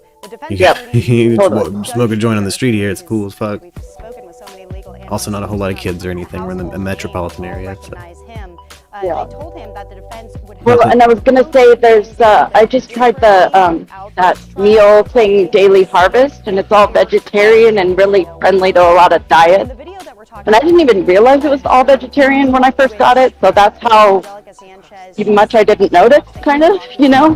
Yeah. And I unintentionally did like damn near like a whole week fucking vegetarian because of Zimmy's pasta. It was so this Daily Harvest is quite good, you know. If anyone's looking for a change, and it's all frozen and kind of good for a single person, especially, like you just are able to microwave things. It's all frozen, you know, and so if you don't use it 1 week, it doesn't go bad, which is also nice. Yeah. And a lot of smoothies and service bowls and, you know, that sort of thing. Yeah. Things that normally take a lot of ingredients that I can't buy all that fresh, you know? Yeah. I will say I miss peanuts really bad. And I can't. That's one of those, it's like I had to kind of draw the line at peanuts. It's an allergen, and it really sets off my autoimmune stuff inside of my body. So I have like internal flare-ups when I eat peanuts. So I don't have anaphylaxis. I have like internal, like my lower intestinal swell, and I'll fucking, you know, I have all kinds of bowel issues and shit. It's like not worth it. Peanuts. I was like, peanuts just aren't worth it. Fuck it. Right. Well, at least you know that. Yeah. Yeah. And I tried it again here recently. I was like, well, let me just try a handful of peanut M&Ms, see how this goes. That didn't go well. It went bad. It went bad. In my world, we call that revisiting. You know, like I have spirits like I have a dislike for, you know, that are not my thing, but you have to revisit them. And you have to know what they are, at least when you're a professional in that field. You know, whether I like it or not kind of doesn't matter. It's the guest, you know, happiness that you're going for and their taste. So I have to revisit things just to know what they taste like. The palate expands, and over time, every cell of the body is replaced with a new one. So you do yourself an incredible disservice if you eat nothing but boneless chicky fingies and barbecue sauce your whole fucking life. Which I was raised on, and they were good. I get it. Yeah, it's an all right time for a fucking child. Eat that chicken wing off the bone like a goddamn man. Sorry. Now get on that rant again. I don't fuck with people that eat them boneless wings, dude. I don't do that. Oh yeah. If that's like your if you're like, no, I don't do bone-in at all. Like if you scoff at a table full of bone-in wings, get out of here. Yeah, some people have weird stuff about bones though, and like, you know, animal things, and I kind of get that. If you're vegan, I'm not talking about you. If you're specifically the guy who's like, oh, there's no boneless, get out of here. Hit dislike and leave my channel. How about that? I don't fuck with you. I don't eat at your restaurants. That's the hill you're gonna die on for the Murkies. Yes, absolutely. That's the hill. Yeah, you go back to Applebee's where you fucking belong. With your public restroom jeans, that fucking eating chicky fingies, dude. No, I'm not a child. Oh my god, how funny. I can't. I do love some good wings, that's for sure. They have this place called Fire on the Mountain that's from Portland, and it's, you know, all great, bad kind of hippie bar wing place, but it's all natural wings, you know, free-range chicken, you know, they make everything in-house. Ooh, that's good as hell. Some hippie-ass wings, two of them now in Denver. Yeah. Wanna go there? Ooh. They have like original sauces of the month. They have all sorts of like deals and steals, you know, like for the neighborhood people, and the best draft list of all craft beer, of all crazy stuff. See, one day I want to be of enough clout I can hit them up and be like, I want to shoot an episode at one of your locations. Let me make let's make some custom wings. I want to be back there. I want to make the wings. I want to kiss the wings. Yeah. I want to gently fry them. I'll pair the beverage. Yeah. I want the slow-mo shot of me getting wings dumped on me. I want it. I want it now. And I want this. Frothy. Yeah, and I want there to be bone in. Nowhere in this episode. I don't even want it in the bill. I don't want anybody on staff to bring it up. I'm gonna bring it up in the first email I send these fuckers, like specific bone-in wings. We don't talk about boneless wings. We're fucking adults. I love it. We're not worried about bones in our food. Yeah, Portland Andy YouTuber on screen. He has a live stream of rapper Young Dolph murdered 90 minutes ago in Memphis. Oh shit. Yeah. It was too I'm sorry, go ahead. Real quick, let me address Danny Drew. I can't put his stream on my stream because he's probably a monetized stream, and that's a copyright strike. So if you want to drop a link to a news source that is covering it, I will put it on, but it has to be from the news. What are we covering? Oh, well, he was talking about there was a rapper named Young Dolph who's been murdered 90 minutes ago in Memphis. So there's some Tennessee crime, and I would absolutely love to cover that. It might take a minute for it to hit the press, but we'll probably be talking about that. Well, links. I tried to send over the video file to you guys directly, and it was too big, it said. So what I did was I uploaded it to YouTube, and then they allow you the sharing ability and all that, and ask you where you want to share that. So I sent it over. I clicked on Discord, and it put the link, but I wanted to know which place I wanted to go with it on Discord. So I put pics and stuff. Okay. So there's so if you could, one of you guys could grab it off of there and do what you want to do with it, I'd appreciate it. Oh, hell yeah. I'll make sure this is shared to my Facebook. Everybody who's following me on YouTube, make sure you're following me on Facebook, YouTube, and Twitter. I'm going to post this video or anything people share with me like this. I'm going to start making sure I mirror it to the all of the social media accounts. So And even if you don't send anything, please, I beg you guys, the YouTube mark, please watch it though. Damn straight, we're gonna watch it. We're gonna share it. I feel like it's some of my most sincere work. I would imagine so. You're again having to go through the unimaginable, and we're gonna get this up here for you. Hold up. It's the undesirable, I tell you that. Oh, okay, boom, gotcha. Well, the funny thing was, I was watching an old pilot for a sitcom last night with Tim Curry and this lady named Annie Potts, who I really love. She was the secretary in Ghostbusters, if you remember. Anyway, show called Designing Women. I had a crush on her. So I find this show, and it was 11 episodes of this comedy with Tim Curry and her, and it was pretty funny. So when I went to link my little video for you, for some reason it copied that address for that video, and I mean, I'm sure Tim Curry doesn't need the money, so I had to go back and pull it all down and try again. So this time I did get the right video. So there it is. If you could pass it around for me, and please take a look at it, guys. I beg you. Even if you don't send a dime, just watch it though. Maybe you'll like me. Hey, absolutely. Here, I'll put it on the screen right now. You'll be entertained.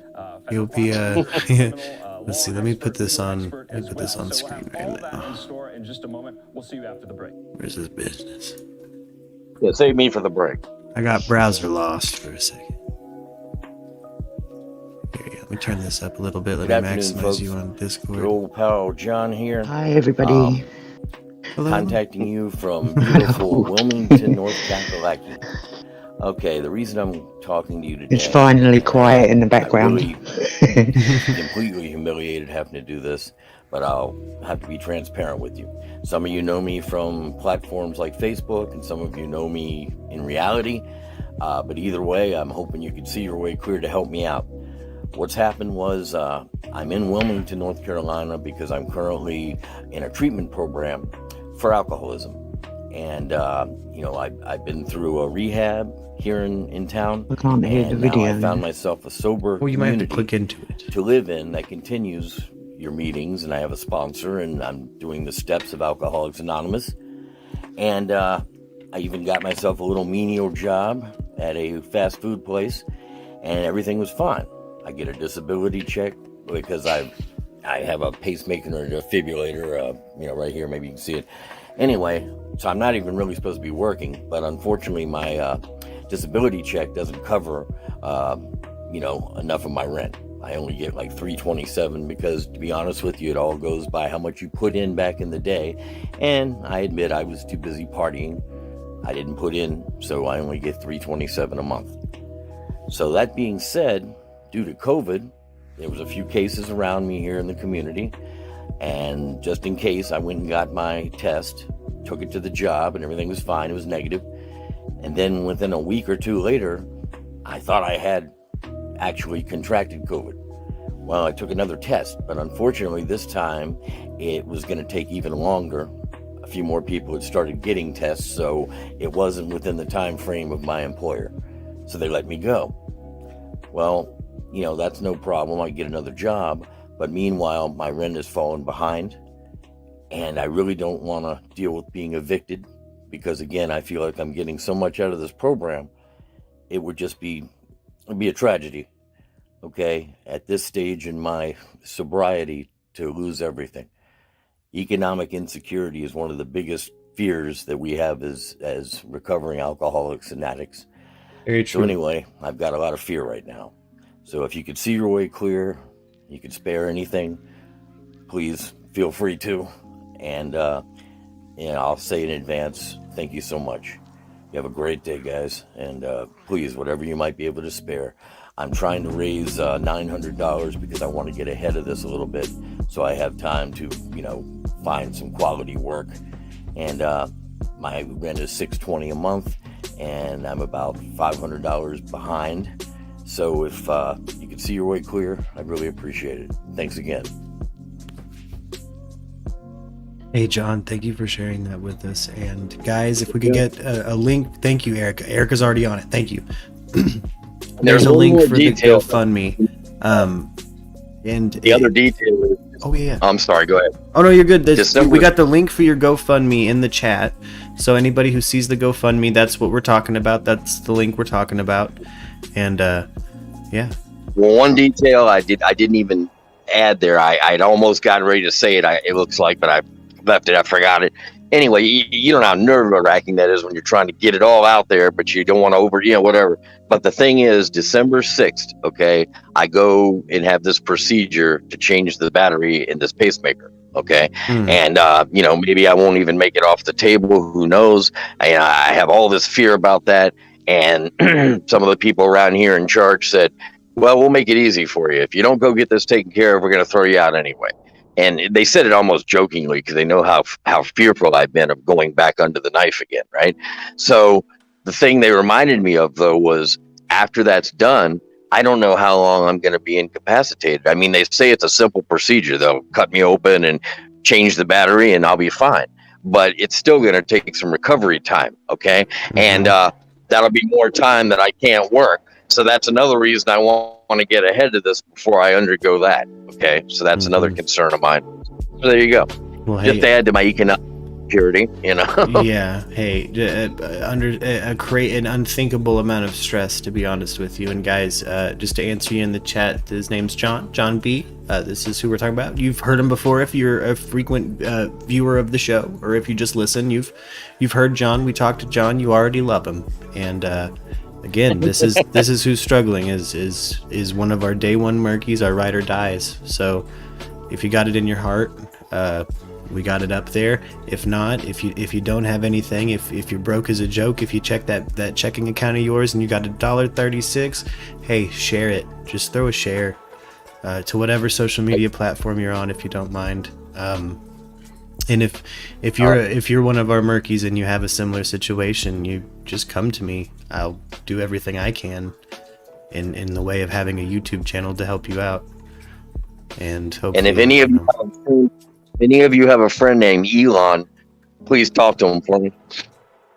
If you have a friend named Elon, if anybody knows Elon Musk, yeah, also let him know. I said what's up, and I need to meet him too. Yeah, straight up, Debbie. I don't want to go to space, but I want to meet you. I would like to meet him. I actually have glaucoma and I'm going blind, and I know that he can do like these eyes, different eyes. He can still see. Ooh. Oh, that's right. He's working on Neuralink. He's taken up the old Neuralink research. That would be the guy who would probably be able to restore your vision, or work on some new eyes.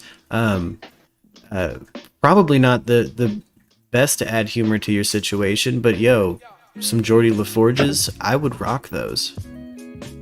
My eyes are also bad, and that was one of my favorite characters in TNG.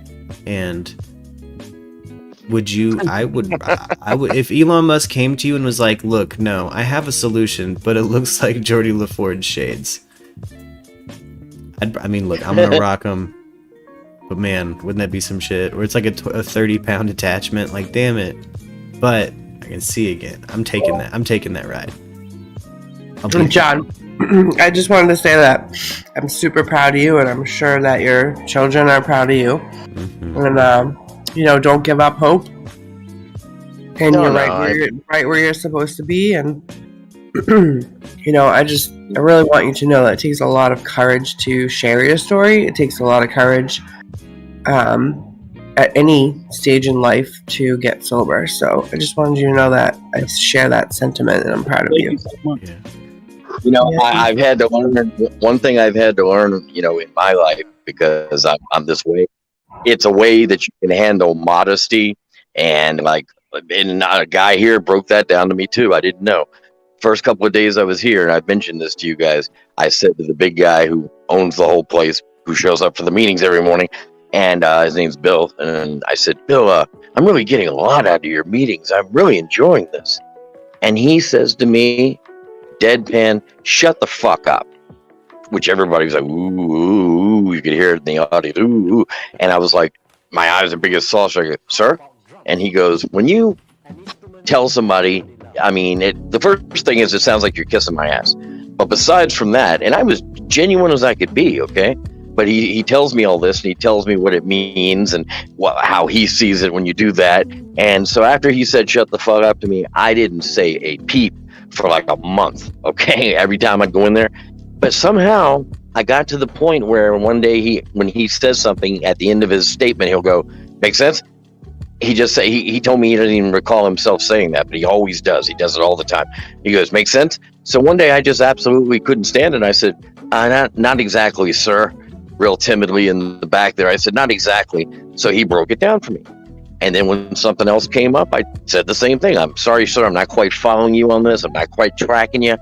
And it came to a point now where, if you can believe it, it's gone from that extreme where he's telling me to shut the fuck up to where a couple of times he said to me, you didn't ask any questions today. You feeling all right? And I mean, and he tells me how well we work off of each other now. Now we're talking about, 8 months later, he's talking about, I keep throwing him these easy pitches and he's able to hit them out of the ballpark, and that I ask questions that other people are probably wanting to know too, but they're afraid to ask. And I never seem to be afraid to ask. So he has a lot of respect for me, and I have a lot of respect for him, So it's just kind of funny that, like that, we were talking about having the ability to go out and talk to people and to be able to do this sort of thing, And so I'm pretty proud of myself, and I really would hate to have all this fall apart on me now and unravel now. I feel like I'm a cake that's only half baked at this point. And you're doing good work. Like it's actually it's taking, and it's something people can see, and I feel the same way. Real quick to pull it back over to Debbie, I just want to check on Debbie real quick. What's going on? Why are you gonna go blind, if you don't mind me asking? I'm sorry to pry. I have an unusual amount of sympathy towards your situation, and I've known people who have lost their sight over time and kind of knew it was coming for different reasons. And I have a disease, it's called glaucoma, and it rots the optic nerves that run from the back of the eye to the brain, and there's no cure for it either. No, and it causes I've known a couple pressure. Causes a lot of pressure behind the eyes as well, which causes a lot of headaches and stuff as well. But I've had one operation done on my right eye, where they just put a hole through there basically and a little stent in there to release pressure from behind the eye. A little pressure valve. If you will. And I went to the hospital a couple of months ago to find out I've got to have the operation again. But on both eyes this time. Oh my goodness. We got to get you a GoFundMe to get you moved to Colorado. You need some weed. You need to be somewhere where you can smoke some weed and be comfortable. We got to get you somewhere. We got to get you under some palm trees. We got to get you under some palm trees with some doobies in your hands. And I'm fucking serious about that, Debbie. We got plenty of weed in Colorado for you, Debbie. Yep. Yeah, Colorado, Arizona, California. We got you. We got to get a GoFundMe together too to get you somewhere where, because glaucoma is one of those things where it's that's one of the big things. It was one of the first treatments here in the U.S. that doctors started prescribing marijuana for. As far as I know, that's what my doctor explained to me. Yeah, I did actually. I did read about it. That weed can help with glaucoma. It doesn't cure it. No, it's like a pain relief. It also helps with the pressure build up as well. Yep. Okay, so much like it helps you with IBS, it relaxes that area. That makes sense. Mm-hmm. Yeah. Yeah, there's that as well, I suppose. I love your accent. Oh, thanks. I actually like the American accent. The same thing that makes it noticeable when you smoke, that make your eyes all goofy when you're high, is the same thing that's actually relieving the pressure for her. Gotcha. So that same thing that gives you the what I call pussy eyes, when you look at someone's eyes and it just looks like two pussies. It's got 2 vaginas for eyes. That's pussy-eyed. I've been called that. Where I heard that was, I think my grandpa. I came into like a holiday dinner or something, and I'd been out with my cousin taking a walk, and you know what we were doing. We were hitting a doobie. And he said, "Good God, you're pussy-eyed." Nuh-uh. I folded over. Paint a picture. Yeah. Quite a picture. I folded over, boy. Oh yeah, no, my family call you out. I've got my friend Heather that she lives in Tennessee, and she's been trying to get me over for a couple of years. And I was going to come over to America the year before last, and that's when all the COVID and the lockdowns came out, and couldn't make it. Hey, Mark, I have a question for you, Mark. Yes, sir. Isn't there a song by the Eagles that's called "You Can't Hide Your Vagina Eyes in Your Smile"? No. That's right. Pardon me. That's good, John. Very close. Very close. Super close. Smoke so much that when I do get pussy-eyed, it's normally off of some dabs or something. So when I get called out for it, I just fold over. I had another. Let me tell you guys that while we're just on talking weed stories, I had a hilarious situation happen. My grandma, dude, she was in poor health. She survived breast cancer. My grandma's a hard ass, right? And she doesn't know anything about weed. I saw her survive breast cancer, not really talk about weed. Like if you brought it up as an option, she just kind of dismissed it. Like she just cigarettes and prayers, man. And one day it's like a little family get together. I walk up and she's with a gaggle of family, and she pulls up to me and she pulls out of her bra a bag of what looks like some dirt weed. She goes, "Do you have any papers on you?" And without even thinking, I turn bright red and start patting my pockets, and everyone just dies laughing. She's like, "This is black tea." Like,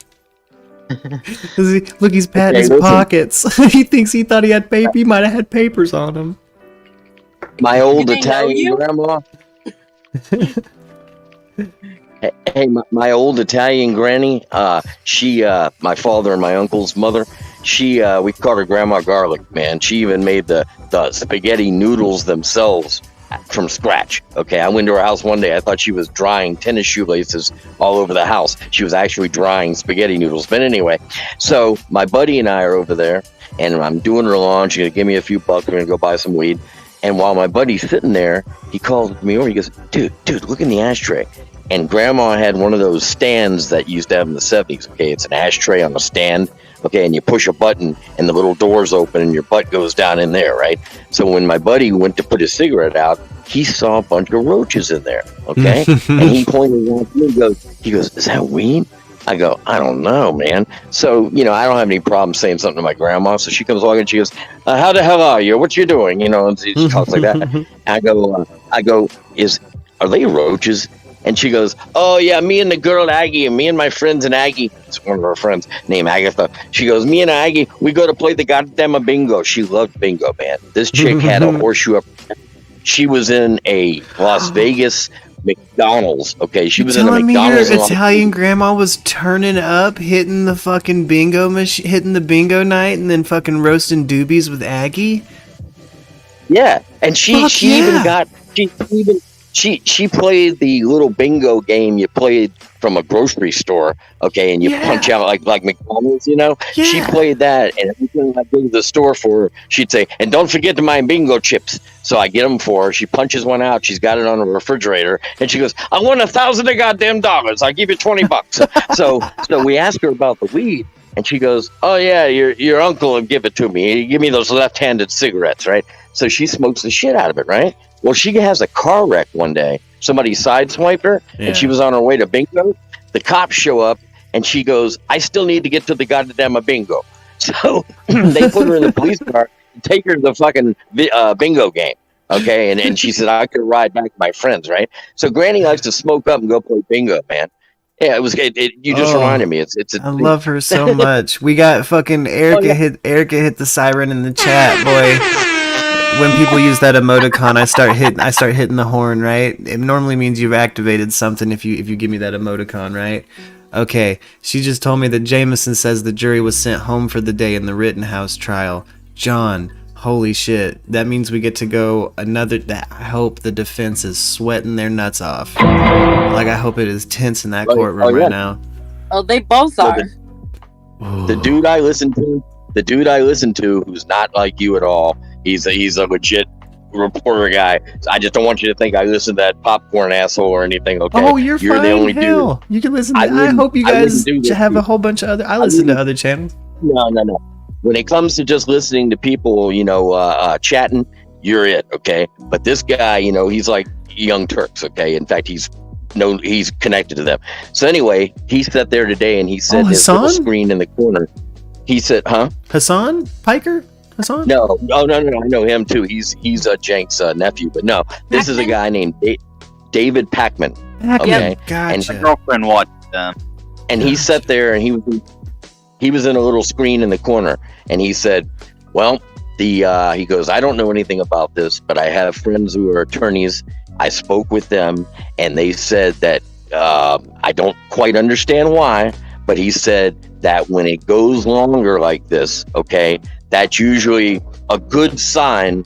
Usually it's a good sign for the prosecution. That's what I took away from what Jameson told us. That's what I took away from it, but I left myself open to thinking that I took the wrong thing from that. You know what I mean? So I'm glad to kind of hear that. Like, that's how I'm feeling. So he said if they just walked in and sat down and said, yeah, he's in it, okay, and it was over in an hour, let's say, okay, you might worry. But if you want to see him get some time, the longer they're deliberating means there's a lot more questions, there's a lot more people are going, well, I want some details on that. And then they ask for those videos too. That's a good sign. Yeah. Yeah. They particularly wanted to see that drone footage again. Yeah. They're very interested in drone footage. And I don't know what that might show, but for some reason they're very interested in it. Well, it shows kind of the whole situation, and in my opinion, that's one of the most damning videos about the whole situation, because that's where you see Kyle like actively head toward a fucking crowd with a gun. You know what I mean? Like, you see him round around the cars. You see exactly how because he didn't flee. Like, he cornered himself. He ran into a corner he did that on purpose, slowed down, turned around, shot the guy. Like, I have my own kind of opinion about, like, that drone video in particular is one of the ones that, like, took me in a whole kind of different direction when they were running closing arguments. Well, I'll be honest, I was a little lazy, and I really didn't feel like, I didn't remember exactly what footage that was, and I really didn't care enough to go and look for it. So I'm taking your word for it. All I remember is the stuff that we've seen over and over. He falls down, he starts shooting, and that part where that guy who got shot in the arm came up with the gun in his direction, whether it was right at him or to the side of him, that looked like it was really going to help him out. Okay, because then he could really say he was defending himself. But now with this drone footage, you tell me this, I can understand now. It may not be looking too good for him after all. I'm hoping it's that way, because especially with that drone footage, like, that shit in particular made it look like it's different than the fucking cell phone videos. You know what I mean? Like, the cell phone videos are kind of coming from the perspective of there's another piece as well where what was that? There's another piece where he's actually running down the road. He's got the rifle over his shoulder like the whole time. He's got a fire extinguisher in his hand. He runs to the end of the road. He sees the crowd opposite. He puts the fire extinguisher on the floor and he picks up the rifle and aims it at the crowd. What? Ooh. That's not good. Ooh. That's not good for him. Ooh. Yeah. And then when he's running around, that's the one that they're talking about. The news cast bought it. They bought that video. Yep. And it shows him actually holding the rifle and aiming it at the crowd. Well, when the judge was talking about that, and nobody was near him. They also said they were going to bring the jury down into the courtroom to look at whatever it was they wanted to see again. At first, they were wondering whether they were going to send the video up to them in the office, but instead they're making them come down, and the judge says, and so I'm going to be getting rid of everybody, okay, who except for such and such and such and such, and let the jury watch the videos. And that's when they start arguing over how many times should they be allowed to watch it. And the judge said as many times they want to. Yeah. And the defense didn't like that very much. They were like, well, I think there should be a limit to how many times they can watch it, Your Honor. And he goes, well, I don't. And that's when he proceeded to tell his racist story. Yeah. And then they said they were going to have the jury come in there and watch whatever it was. And I was curious about that, how that was going to work out, because they also asked for 11 more copies of the instructions to the jury. They only had one copy, and there must be some reason why the people want to go over the rules one more time. In other words, they want to see, how can we charge him on this one, or can we charge him on that one? Or so I don't think he's going to be scot-free. Yeah. Yeah. Yesterday. And his lawyers are not wanting that to be shown. They don't want it in there. Yeah. They don't. Danny Drew says, in my opinion, a 17-year-old should have never been given an assault rifle at a riot.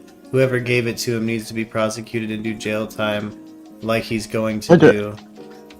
I don't understand why. Yeah, straight up, Danny Drew. I mean, that Dominic Black kid who bought that gun for him, knowing what the kid was going to do, yes, I agree with that sentiment, Danny Drew. He wasn't supposed to get it. He was supposed to, the kid who got it for him was supposed to hang on to it until either he was the right age or I remember them saying something about there was some conditions that were supposed to be met before he could have it. Well, but he got it anyway. Militia as fuck. That sounds weird, backwoodsy as shit. Weird. There's fucking what the fuck is this kid involved in? I don't understand why they dropped the gun charge, because isn't he underage? It's illegal for him to have one in the first place? Well, yeah. But unfortunately, he's now of age. He's turned of age while being in the middle of all this. Yeah. But he was underage when he committed the crime. Yeah. Exactly. Oh, exactly. But I don't know whether that means they're going to try him as an adult or a minor. They're trying him as an adult. Okay. They may have taken that charge off because they don't want to confuse the jury with the fact that he is of age now, even though the charge is talking about being a minor. Yeah. They don't want to infantilize somebody who's being tried as an adult, potentially, right? Is that what you're kind of, you know what I mean? I get what you're saying there. More or less, yeah. Yeah. Okay. That makes total sense. All right, cool. Yeah. But yeah, they say that's what Pac-Man said, though, because of the amount of time that they're spending on this, it doesn't seem like it's such an easy, decision. Everybody thought they were going to come back in 45 minutes and say, oh, he's good to go. Yeah. But now it's not looking that. Yeah. So I guess it's a good thing. I also wonder if they dismiss it so that they could later maybe, bring it up to try to, I don't know. I would imagine surely Dominic Black's going to catch a charge for giving the kid a gun. But Special Guest says it's not illegal in the chat right now to have it or have had it, or it's alert. It would have been illegal for the kid to have bought it. But the fact that it was gifted, I think in Wisconsin, you can probably gift that to somebody. I think that's probably why it was dropped too. But either way, I agree with the sentiment of Danny Drew, which is we should probably try to. I mean, I don't see how. Surely they could press charges against Dominic Black for something being in the. That's like that bullshit. That's like that bullshit that they talk about, the loophole where if I go to a gun convention, I could go ahead and buy one off for you, no questions asked, no paperwork to fill out. I'm just buying it from you as a private deal because I just want to hang it on my wall. Okay. And that loophole makes it possible for even somebody like Rittenhouse to go to one of those gun shows and buy what they want. Yep. I don't get it. Yeah. It's well, that's just it's just how those are. Special Guest could probably explain it. Explain the loopholes for us. Well, so that's why it was dismissed. It was legal for him to have it. It would have been illegal for him to have purchased it from the person who fucking made it, but he didn't. It was gifted to him. That was legal, right? Yeah, guys. No, that was completely legal. Yeah. Oh. Yeah, see, over here it would have been illegal to be in possession of a firearm. yeah, Debbie, yeah, where you're at, it's completely different. They would have been, you would have had some motherfuckers in helmets with the ass. The cops have to get special. Maybe it should be like that over there too. Yeah, exactly. But yeah, it's different state to state. Teenagers So it's running around with rifles. Yeah, well, it's nice to have somebody like special guest around because here in America it's different state to state and sometimes county per county within that state, and I find that really confusing. It can get that way. I do too. I find it's beyond confusing. Yeah, and I feel like it's done that way on purpose to try to kind of fuck things up for the overall like lawful rights of that community, like the people, like, you know what I mean. Well, like it's done that way, I think, in many ways, to try and have redundancy of the right, so that it's that much harder to have it taken away. Yeah, recognized as a cultural norm. Considered a state issue. Yeah. Right? Like, states are allowed to make rules about how guns are controlled within their state.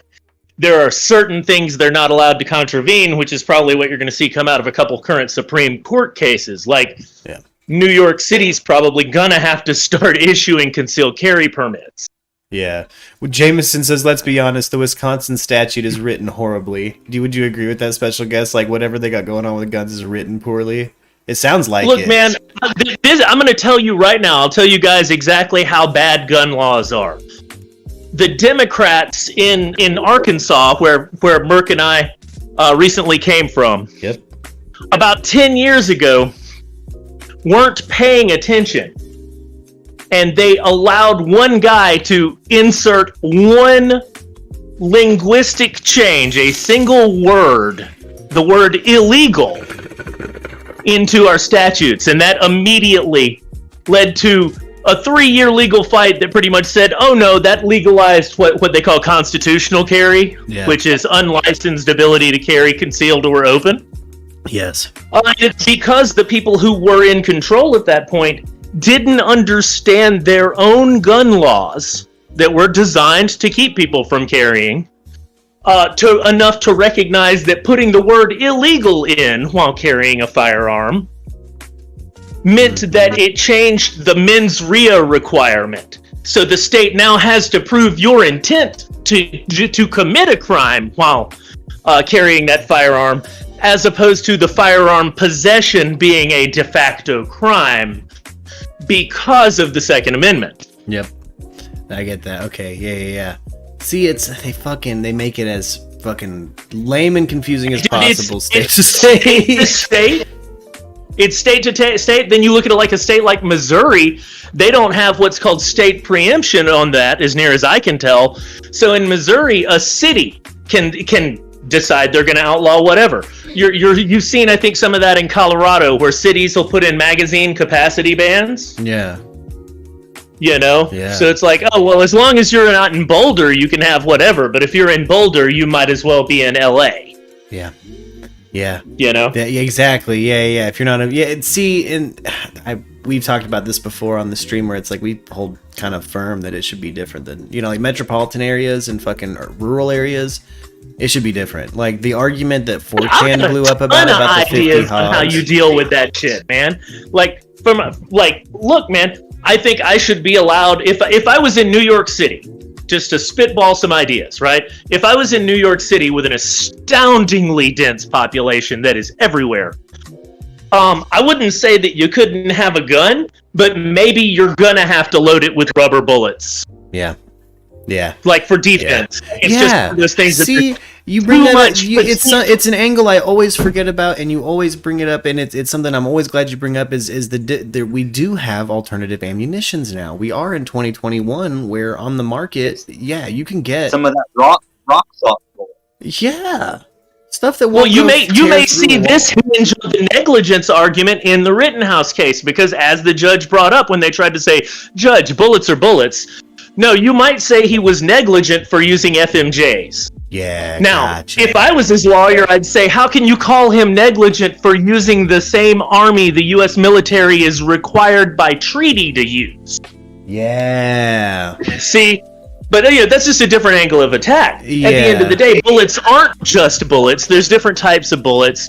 We have, less lethal. They're not non-lethal. Trust me, man. A blank can kill you, much less anything with a projectile. We've seen it. Yeah, we've seen it happen. Yeah, like rubber. Yeah, it can fucking kill you. Even like a rock salt round, in theory, right, could hit the right spot and kill your ass. But yeah, for but sure. Something with the low density of rubber, and you can have your gun set up, I'm sure, with a change of springs to be able to run the fact that it's got such a low grain weight, is going to have a significant amount of power at close range, but drop off on that power and penetrative ability at long range. So it's a lot less likely to do shit like go through walls. Yeah. But we don't even make this an option. I swear you and Jameson are like somehow psychically linked. It's like I swear like we can summon you guys with our energies unintentionally. We're like, all right, we need a certain amount of information. We need special guest and Jameson. And it's beautiful when it happens. I haven't really hidden my feelings per se. This whole case is miserable to me for a lot of reasons because I just see a clusterfuck of everybody being in the wrong. Honestly, that's the way I view it. What you're feeling is, you watch the trial like we all did, and you're watching every side misstep. I mean, you know what I mean? Like we've watched every side misstep. Not just the trial. Like I don't make it I don't hide that I feel like the situation was pretty fucked up all around. Like I understand why roof Koreans happened.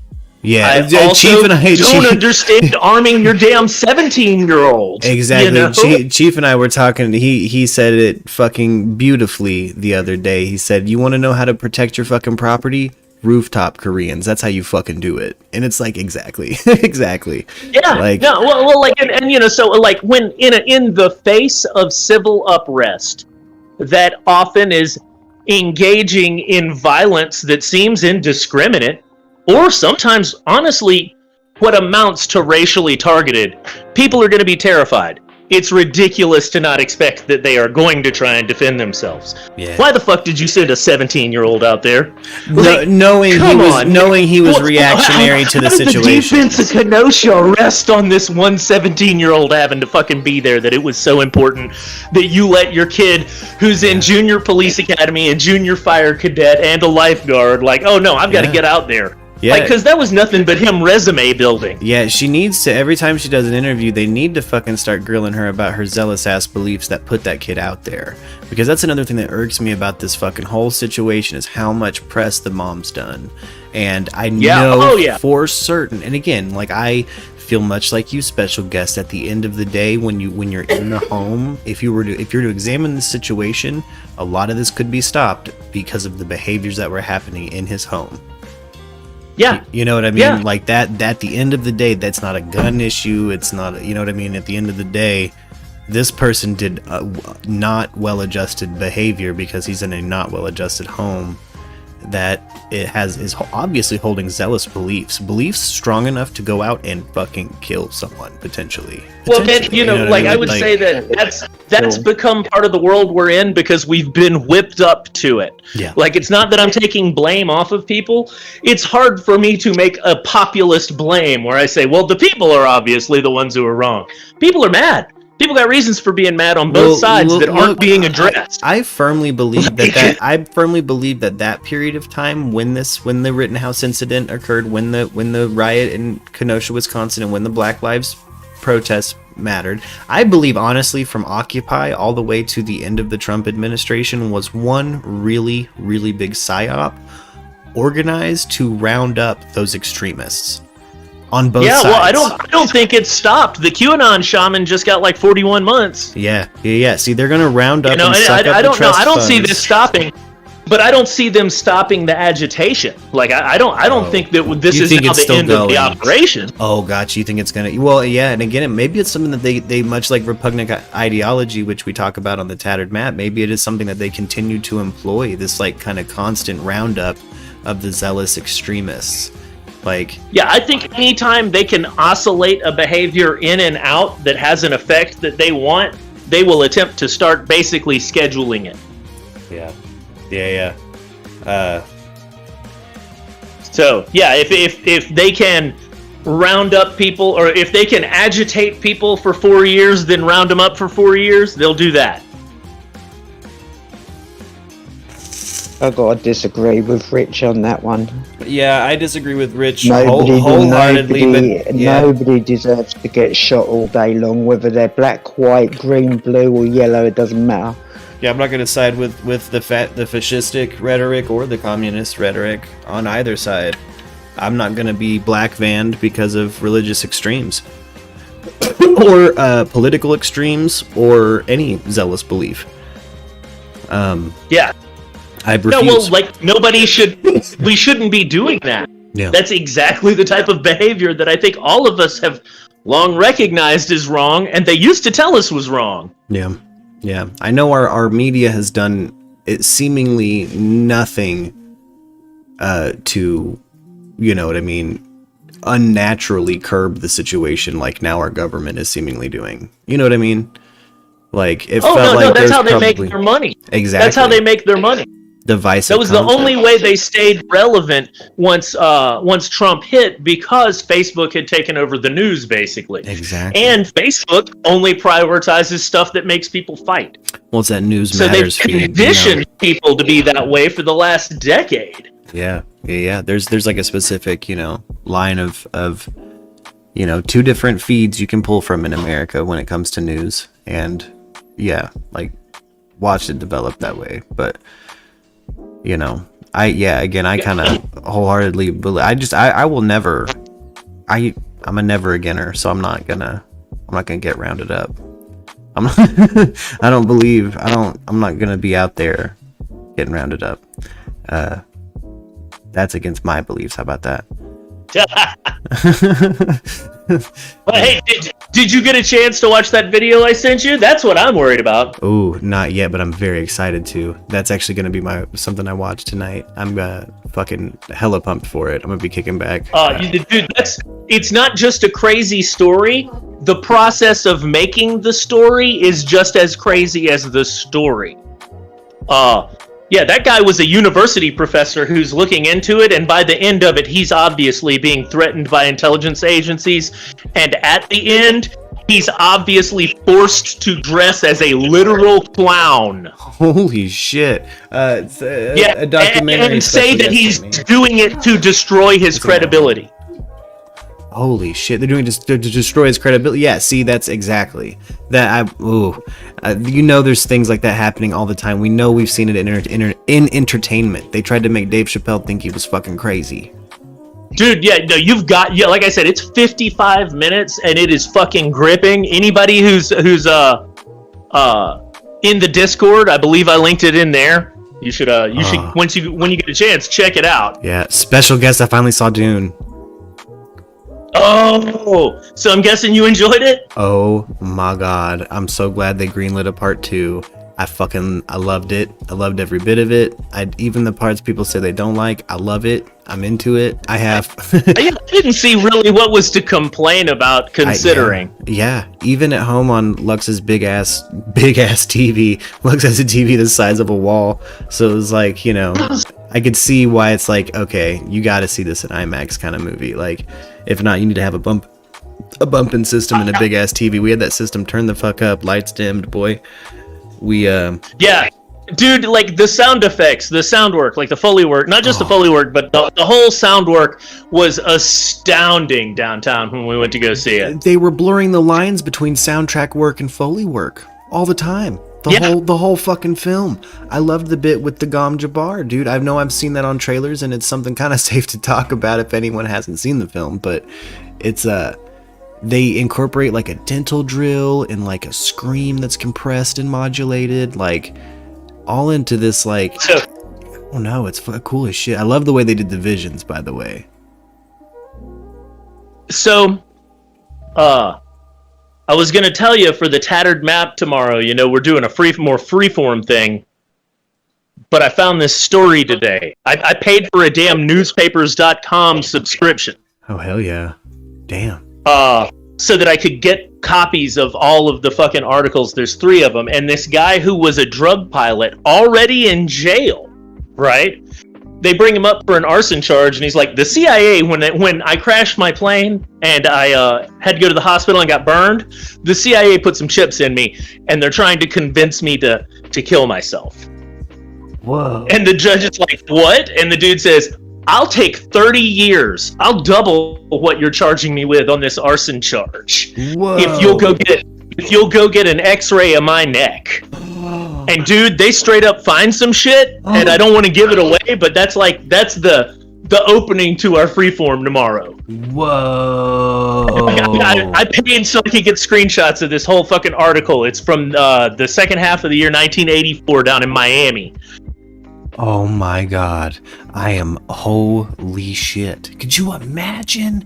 Remember the guy that had fucking like somebody shot through his foot and the guy like there was straight up he had footage of fucking people filming him. Like he's filming people filming him. No, he's obviously getting hassled because he's at the wrong location, man.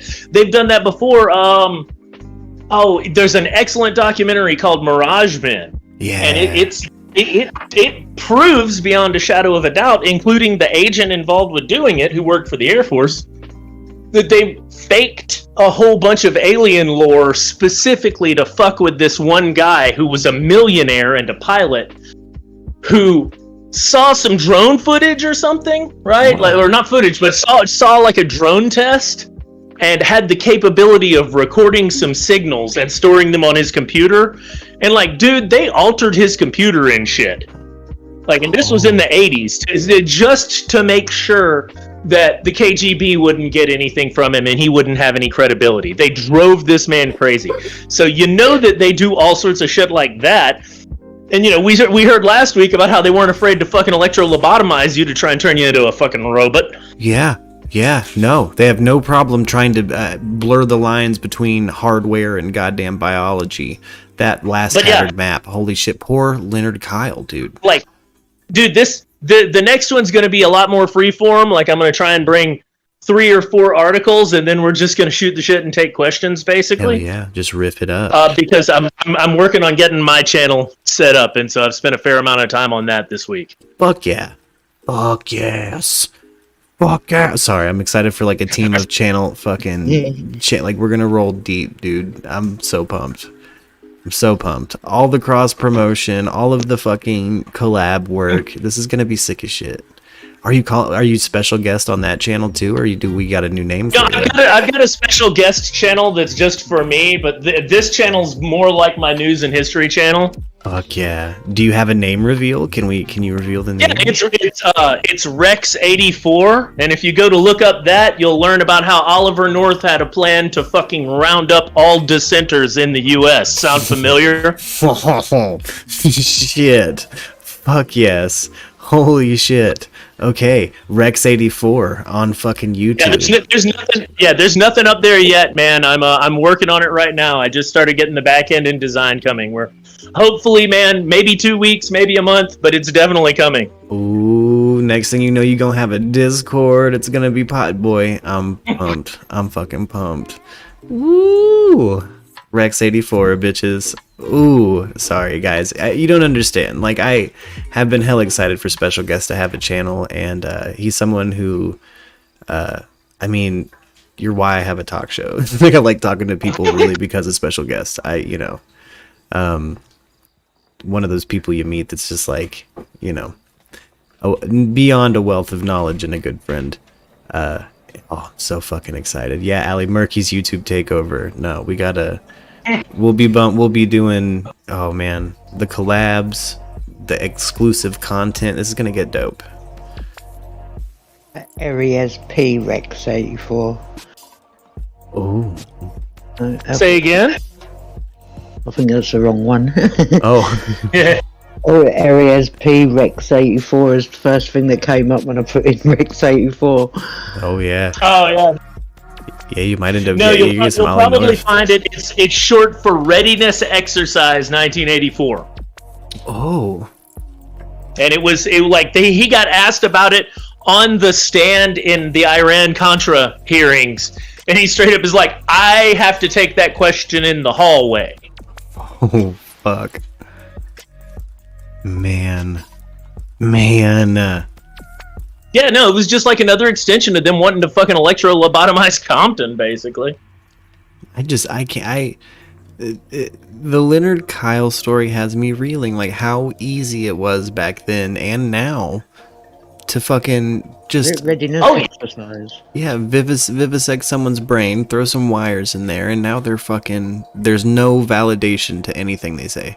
Oh, and here's the thing: like, we still utilize Jose Delgado and those doctors' work, and I'm not against it, like utilizing stuff like that. Not in the way they were, but one of the biggest proponents you'll find of it is the Michael J. Fox Foundation, because they currently use intracranial ESB to control Parkinson's disease, and they're doing really well at it. You know, so I'm not trying to be a Luddite. I'm just trying to talk about the terrifying history of the shit the government's willing to do when they think they need to solve a problem.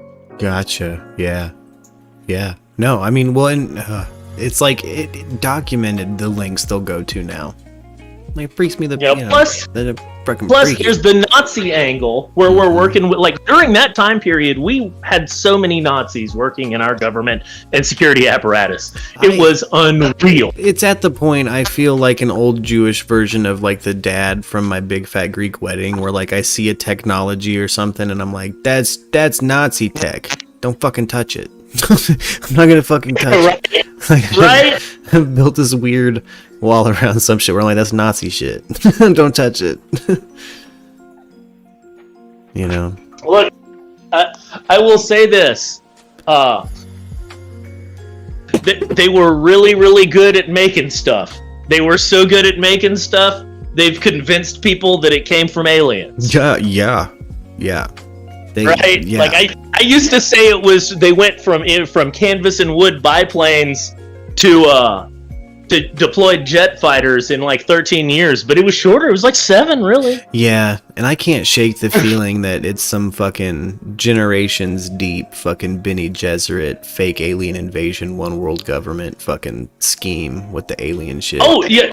Hard same. I'm not saying that's what it is. I'm saying I can't shake the feeling. I can't shake the feeling that's what it is. That it's like, it's, you know, absolutely terrestrial, but they don't want us to think that. And they can do, I've seen some weird shit in the fucking sky. Like, oh yeah. Well, it's like, you know, the whole deal with space, you know. Man, we went to the moon, but nobody else seems capable of doing so nominally. I hear the Chinese went, but I never heard anything about it. Right. I mean, we shared ISS Russians space with them, and we never talked about their astronauts. Put a lander on.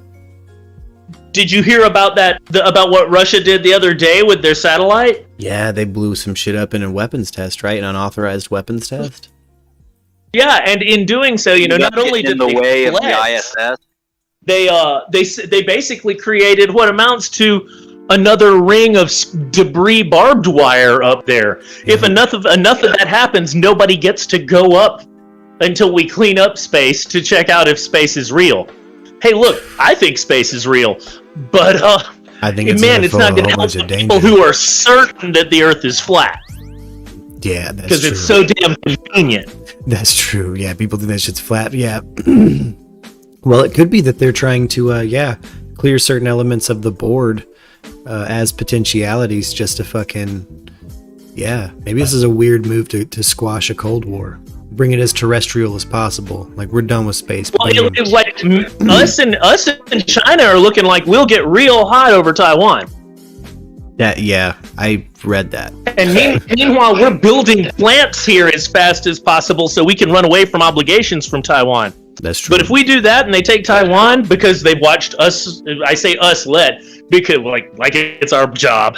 Fuck. Well, aren't we But they watched there being no power dynamic to stop Russia from taking Ukraine. Yeah. Right? Yeah. I'm sure they feel like they can do the same thing. See, I hate it when we do that to other markets, like what we did in the Philippines and like the Clinton administration, where we westernized their market. It gets bloated as fuck, then you see them just fucking collapse like hella fast. Yeah. And it's all because it's all like it's a slash and burn based on predatory loans, so we can go in, buy up all the property, right? Yeah. And demand things from their government. Exactly. It's fucking gross. It's this weird hybrid warfare. I posted the link to the thing about the 5-minute video about nonlinear warfare in the Discord, you know? Yeah. And it's like that's how they fight now because people aren't willing to go get machine gunned. Exactly. I've heard that like it's been hard to recruit the last couple of years. Like it's and look, honestly, it's become a breeding ground for the exact extremists they're asking that infrastructure to round up. You know what I mean? Well, look, I would say that if you're in the management game, then that definitely sounds like where you want them. Yeah. Jameson says dismissing the gun charge was the correct ruling, and I agree after hearing the details from special guest about why it was legal for him to have it. Like, you know, it was technically legal. Like, most people just don't not only don't understand the gun laws. Like, laws are, I'm not a lawyer, I'm not giving anybody legal advice, but laws are astoundingly complex and contradictory quite often. They really are. They really are. James says, I don't like it, but it was correct. Yep, I feel the same way again. I don't like it, but that's correct. It's lawful. Hey, look, like, we've got laws for a reason. We can't just be changing them because we don't like the person. Well, because it's what's there to protect you against the people who don't like you, man. Well, and I see what he's doing there, too. He was attempting to, poorly. He should have just outright said this is what a part of why he's doing this. This isn't wholly why I think the judge ruled this, because it is legal. I think that he also wanted to cool the heat on, like, this is not, no one's trying to take guns over this ruling. Like, this isn't going past this court. Like, this isn't, you know what I mean? I mean, that would be the smart move, if only because nationwide, all the way up to the Supreme Court, that's how things seem to be leaning. The ATF is just getting nothing but loses lately. Yep. Well, that's you know, again, how people feel. So I see why, you know what I mean? There's a whole lot of, like, reasons why to do that, but again, one of the reasons is, like, you know, hey, I'm not trying to inflame every fucking side of the nation right now. Like, this isn't a gun issue. Yeah. We're trying Kyle Rittenhouse. Like, you know what I mean? Well, but man, I would say that's because a whole lot of people absolutely view it as a gun issue. Yeah. You know, it's an extension to them of their issues with firearms. Yeah, one thing I've noticed about like doing the news on YouTube for a minute now, though, is that, I mean, really any issue that's put on either network is taken that way. If you know what I mean, if that tool is even peripherally involved. No, absolutely. You know what I mean? Because it's the epitome of if it bleeds, it leads. It's exactly what you said. You know, it's fucking leading. Exactly what you said before. That divisive content fucking sells, and they push that shit. So it's like, it's got to be tough being a judge, like in this situation where you've got to, you know what I mean? You're like, this isn't a fucking gun rights issue, but you have a job I'd want less. Yeah, like maybe brain surgeon. I don't know. Yeah, brain surgeon. Only fuck up an individual, not a whole legal system. Exactly. That's yeah. It's I am glad overall he took that shit out. I don't like it, but I am glad that he, you know what I mean? Because I just hate that crowd there's on both sides get so riled up so quick because of, you know, a headline. Jameson just said, you wouldn't be watching this on TV if it was me. I despise televised trials. I'm the same way. And the reason why, right, is it removes the presumption of innocence, because we all know that meaningfully, socially, the reason that we had that is contravened when when Zimmy can know what's going on in the trial day to day and make their own opinions and try them in the court of public opinion. Hey, I'm not trying to be an asshole. I'm just scared of ever having to face that.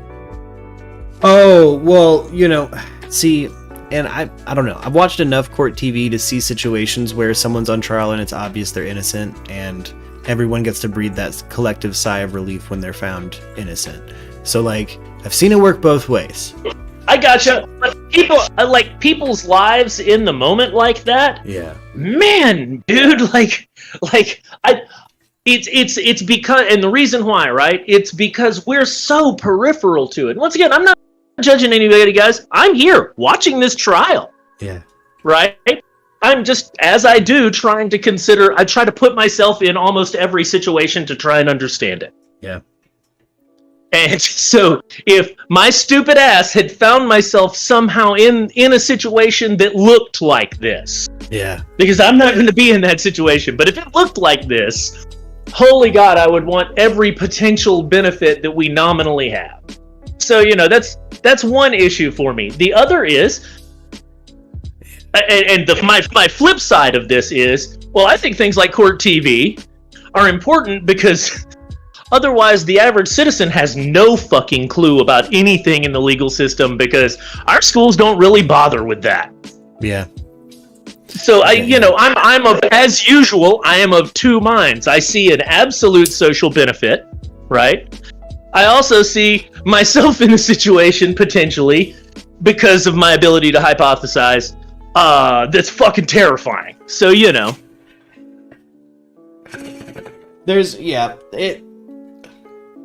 socially televised trials do seem strange to me too. I guess if you kind of pull back and look at it, it's like, as close as we've ever gotten to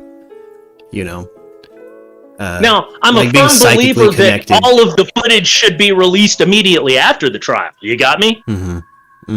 Like that's how I do it. Is like as soon as the trial's done, bam, they info dump that public record straight to anybody who wants it. Yeah. But it is strange that our legal system does allow everything to be that transparent through the proceedings. Naval law, man, they let the whole ship see. But in this situation now, it's expanded to the whole ship is literally the whole world, even people who don't live in the country or participate in the system or even understand the system. Yeah. Well, and it's just like the system has skewed and not adapted to television, much less the internet. Not at all. And I'm once again, no judgment here. This is a just observation and admitting that I feel conflicted. Yeah. Yeah, Erica says it's a public trial, no different than sitting there. Exactly. See, that's how I feel about that. I would say it's different than sitting in there. Because when that concept was even created, there was no magical audiovisual telepathy that could go worldwide. Yeah. And potentially influence that. Yeah. Like that's why I would say it's not like legally it's no different. Absolutely. I agree with that. Now, like, doesn't legally, a judge have to allow it to be televised, or am I wrong about that? I guess it's kind of a question for Jameson. Isn't Jameson has to let us know. Yeah, doesn't a judge actually have to allow it to be a televised? Can't he call it a closed fucking court? Yes. Okay. See, I thought so. So the okay. Yeah. And see, when I hear that also leads things to me like, look, I don't like this judge because he, like the prosecutor, is obviously performing for the camera. Yeah. And trying to leverage their job. To my mind, what it seems like is that they are most likely trying to leverage this court trial into a career after the trial that doesn't have much to do with being in a courtroom anymore. Yeah. TV cameras promote bias. I'll agree with that statement and sentiment too. It definitely, depending on whose camera it is, it promotes bias toward the person who's fucking wielding it. Well, and I want to say it doesn't affect the trial. Yeah. Okay? And this is, I think, where we get fucked up. But it does affect the meaningfulness of a trial when people get out. Yeah. Because so many folks have been judging the person the whole time and treating it like I want him to win, I want him to lose. Hey man, it just seems bizarre to me. Yeah, I bet we start seeing some like strange narrative structure laws applied to things like what we do, where it's like you have to go with the narrative that is found legally. You know what I mean? That's legally tried on. See, you know what I like there'll be bloodshed, I think, before that happens because that's so counter to so many people's freedom to interpret the truth and utilize their mind on their own. Oh, Tim Pool would jump off a fucking building. One would hope. Did you see his most recent fucking smash ass 1500? Yeah, dude, I scroll past him every time. I can't look. It's like seeing somebody that used to seem sort of reasonable, and then they became exactly what folks worry about. This Weasley little doomsaying fuck managed to score the panel of my dreams. The guest panel of my fucking dreams. Joe Rogan, Alex Jones, Blair White. Yeah, well, that's because, look, I don't know if you recognize this, and I bet most people watching don't. We're in the middle of the biggest political realignment in the U.S. that we've seen since the parties functionally swapped sides. It is bizarre. Because that's sort of what they are doing. I'll tell you right now, the Republicans in the last 2 weeks, all around the country, have introduced UBI initiatives. They've introduced federal weed decriminalization. They introduced a public health care option. Oof. And they say they want to bust up the big tech companies. They want to return to trust busting like Teddy Roosevelt. And they're getting a ton of people because of the same reason that nobody wanted to accept that 25% of Hispanic people and a whole bunch of Bernie voters swapped sides and voted for Trump. Yeah. One, because they seem to think Hispanic people don't vote conservatively ever, which, fucking look at your own bias. Like, that's all I can say there. The ones I know vote conservative. Yeah. And where the area I'm from just doesn't want to believe it. But it's only, oddly enough, the middle class to rich white liberals and their white hangers-on who don't want to believe it. It's like, okay, guys, you're really, really cool folks in this scene here, but your politics are informed by a narrative that isn't reflective of reality. Yeah. Yeah. Well, yeah, it forms the, but yeah, applies to fucking so many sides. Well, they're still back when I was 20. Yeah. Like, it ain't the 90s anymore, guys. I know that's when you were raised, but those political definitions not only don't apply anymore. If you look at what's going on, it's bizarre the positions everybody's taking. Oh, like the Republicans are very my body, my choice on everything but having a kid. People are hopping on the Libertarian Party now like it's fucking me and you 10 years ago. Oh, dude, well, here's the thing, right? Like, I have things as... I don't even know how to define myself politically. Libertarian big L party or small L just general, yeah. I don't even know if that's right, you know? Merc as a YouTube entity isn't allowed to vote. That. Yeah. Oh, word. I'm only 3 years old, dude. Merc's only 3 years old. I'm not allowed to vote. The project's only happened since 2019, so as a host, I can't even vote, dude. So. But I mean, like, people are going to have to recognize it if they don't want to be really confused about what's happening around them. And the main reason why, as near as I can tell, is that the Republicans are kicking out old people and allowing young people to come in. And the Democrats are fighting back against all of the young people on their side who've come into the party. So, like, the Squad and folks like that, it's not like Pelosi likes them. They fought them the whole time. Meanwhile, I think they just kicked... McCain out of the party on the Republican side. That's yesterday. what I heard. Yep. Really? That's what I heard. Yep. Yeah. No, that they are cleaning house on old people on the Republican side functionally. Like, I hate to put it in such ageist terms, but that's sure how it looks. Yeah. It really. And if you're looking at any of these current, I'm seeing all day, every day, all these current Senate investigations where they are grilling doctors as related to everything going on with COVID and tests. And, look, I'm not a Ted Cruz fan or anything, but the dude keeps winning. Yeah. Like, be real. It's what's happening. What did I say about Ted Cruz? Consider why. What I've been saying about Ted Cruz? What I've been saying about Ted Cruz. Oh yeah. Hey, off air. I got some, Hey, he ain't gonna stop. I'm just telling you guys. Unless something happens, he ain't gonna stop. So, Oh no.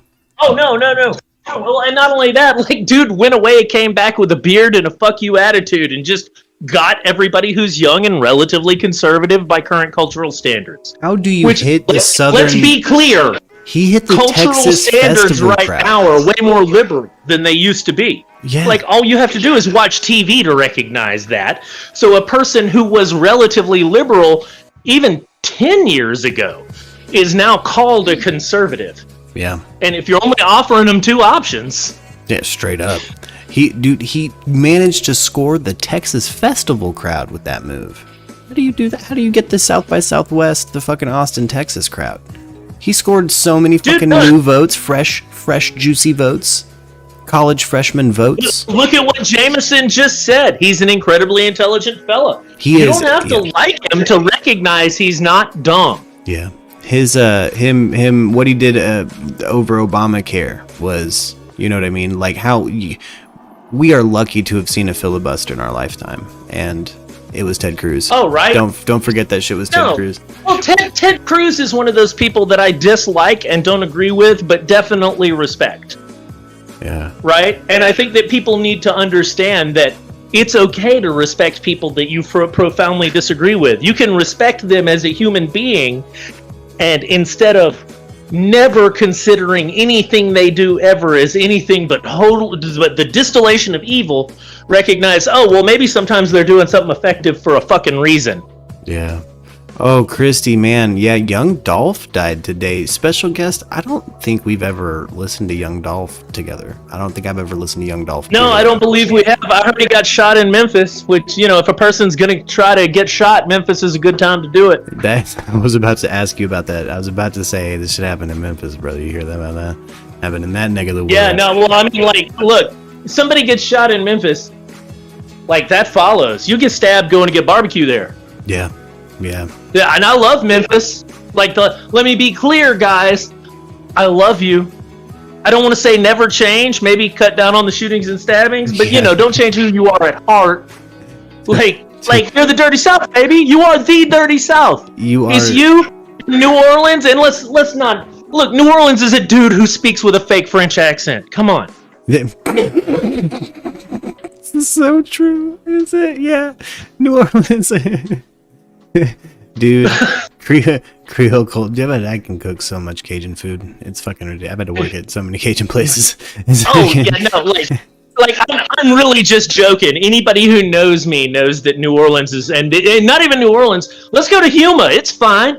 Yeah. Like, you don't have to have all of the tourist traps, baby. I know the gas station's got excellent food. It's everything north of there I don't particularly care. Like, it's the gigs, once you get to New Orleans, you feel like you've hit an oasis of bad gigs. Like, you know what I mean? Like, you've hit the oasis of good gigs. My man, that's just Hattiesburg in Mississippi.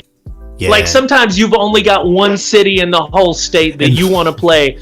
Because, my man, both of us are artists. And we prefer the company of artists, which tend to be sensitive soft folk. Not always, but especially now that being a Gigi Allen's problematic. Yeah. And, you know, if that's the case, you want to be in a town that's fucking chill. Like, which is why I like Tucson. I'm in the worst part of Tucson. I looked it up. I'm right between the worst two neighborhoods.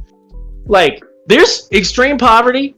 There's, you know, people with drug addiction problems walking around. Like, it seems sort of rough right at first, but damn if everybody don't seem cool and chill. It's pretty chill. Everybody, well, it's that legal weed, dude. Even the homeless, everybody. Well, and heroin's big right now, so like, you know, you can kind of tell over on my side, of town. Guys, we don't control the Golden Crescent anymore. We gave that to the Taliban. Yeah. So they'll outlaw heroin, so we're not paying them anymore. We're not making money off those fields. You know how when the mafia gives territories over to people? Oh yeah. Right? Yeah. That we basically did that. Imagine you just got told that your territory was being given over to the not you family. You know? Maybe you pull a fucking Baron Harkonnen on the way out. Oh yeah, maybe you shit. Yeah, you leave some bunk shit. I don't know if you've heard, but the Taliban's been having a rough time. Because, and this is crazy, but because that evacuation went so terrible and things went so bad after we were gone, and it wasn't even good while we were leaving because they couldn't maintain control, they look like idiots who can't keep out ISIS-K. Yeah. You know? Yep. So, weird fucking way to turn a loss into a win, even though we've still wiping egg off our face. Exactly. Yep. There's it's a messy pull-out game, but again, like you said, maybe it's that way on purpose. Maybe we're Harkonnening it. We're, you know, vying for those precious resources, but also being man, I'm sorry. Well, we're making sure that as they go for the fucking I think it's neodymium, but I could be wrong. It might be coltan, but whatever it is, there's a big mineral vein in Afghanistan, and there's a quarter to half of the world's opium. If we're not allowed to have it anymore, you definitely want to make the next people look like idiots. Yeah. I miss Lux too. You want to come be on the show? Are you done with work? Get over here. I thought you were still working. I mean, I am, but we'll get really anything that I can do right. we'll get over here anyway. Sorry. Anyway, man, I'm taking over the feed with conspiracies when that's tomorrow. Well, hey, but I like it. It's fine. I've been kind of feeling sick. I'm having to round down the show anyway. It's about 5 p.m. our time, so I gotta go figure dinner out, and make Lux something delicious. Anyway, so it's I was planning to kind of crack a 3-hour, kind of stream today. So you're fine. Like I said, tomorrow's sort of free form with a couple little stories that we'll go through. Okay. But yeah, it should be wild. About what time you want me to show up tomorrow? You want to do like last week and do double stream? Yeah. Goddamn right. Okay. I do. Goddamn right I do. Okay. Whenever's best for you, man. Just pop on by. And we'll be rolling and we'll hang out. We'll call it around noonish. That sound good? That sounds good to me, brother. All right, hell yeah. Hell yeah. Well, I'll see you then, my dude. It's been a pleasure as always. Fucking Rex84, brother. Yeah, it's coming. It's coming, but I'm not doing like Mark Zuckerberg with announcing Meta right as he's trying to take over all your shit. It's like, I'm going to have a video out. I might have a video out in 2 days. It might be 2 weeks. Yeah. I'm going to say give me up to a month, and I bet it's not that long. Hey, for sure. Hey. Thank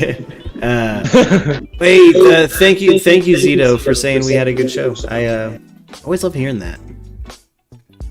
There's Always a good show. Yeah. Oh, thank you. There's times where I've been like hella sick yesterday where I'm like, ooh, was it a good show? Was I? Dude, look. Yeah, I've only I've only seen one person honestly with a comparable grind to yours, and we were making fun of him earlier. So if he can be successful, I'm sure you'll be fine. Word.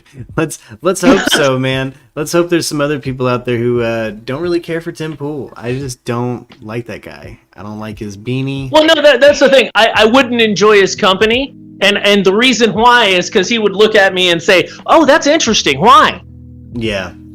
Yeah, like constantly. Like that would be his. Yeah, I don't know. Or I just don't like the guy. I don't know. There's a whole lot to the onion of why I'm not claiming it's rational. It's not rational. He has behaviors and mannerisms that automatically remind me subconsciously of so many really, really capable and competent abusers. Exactly.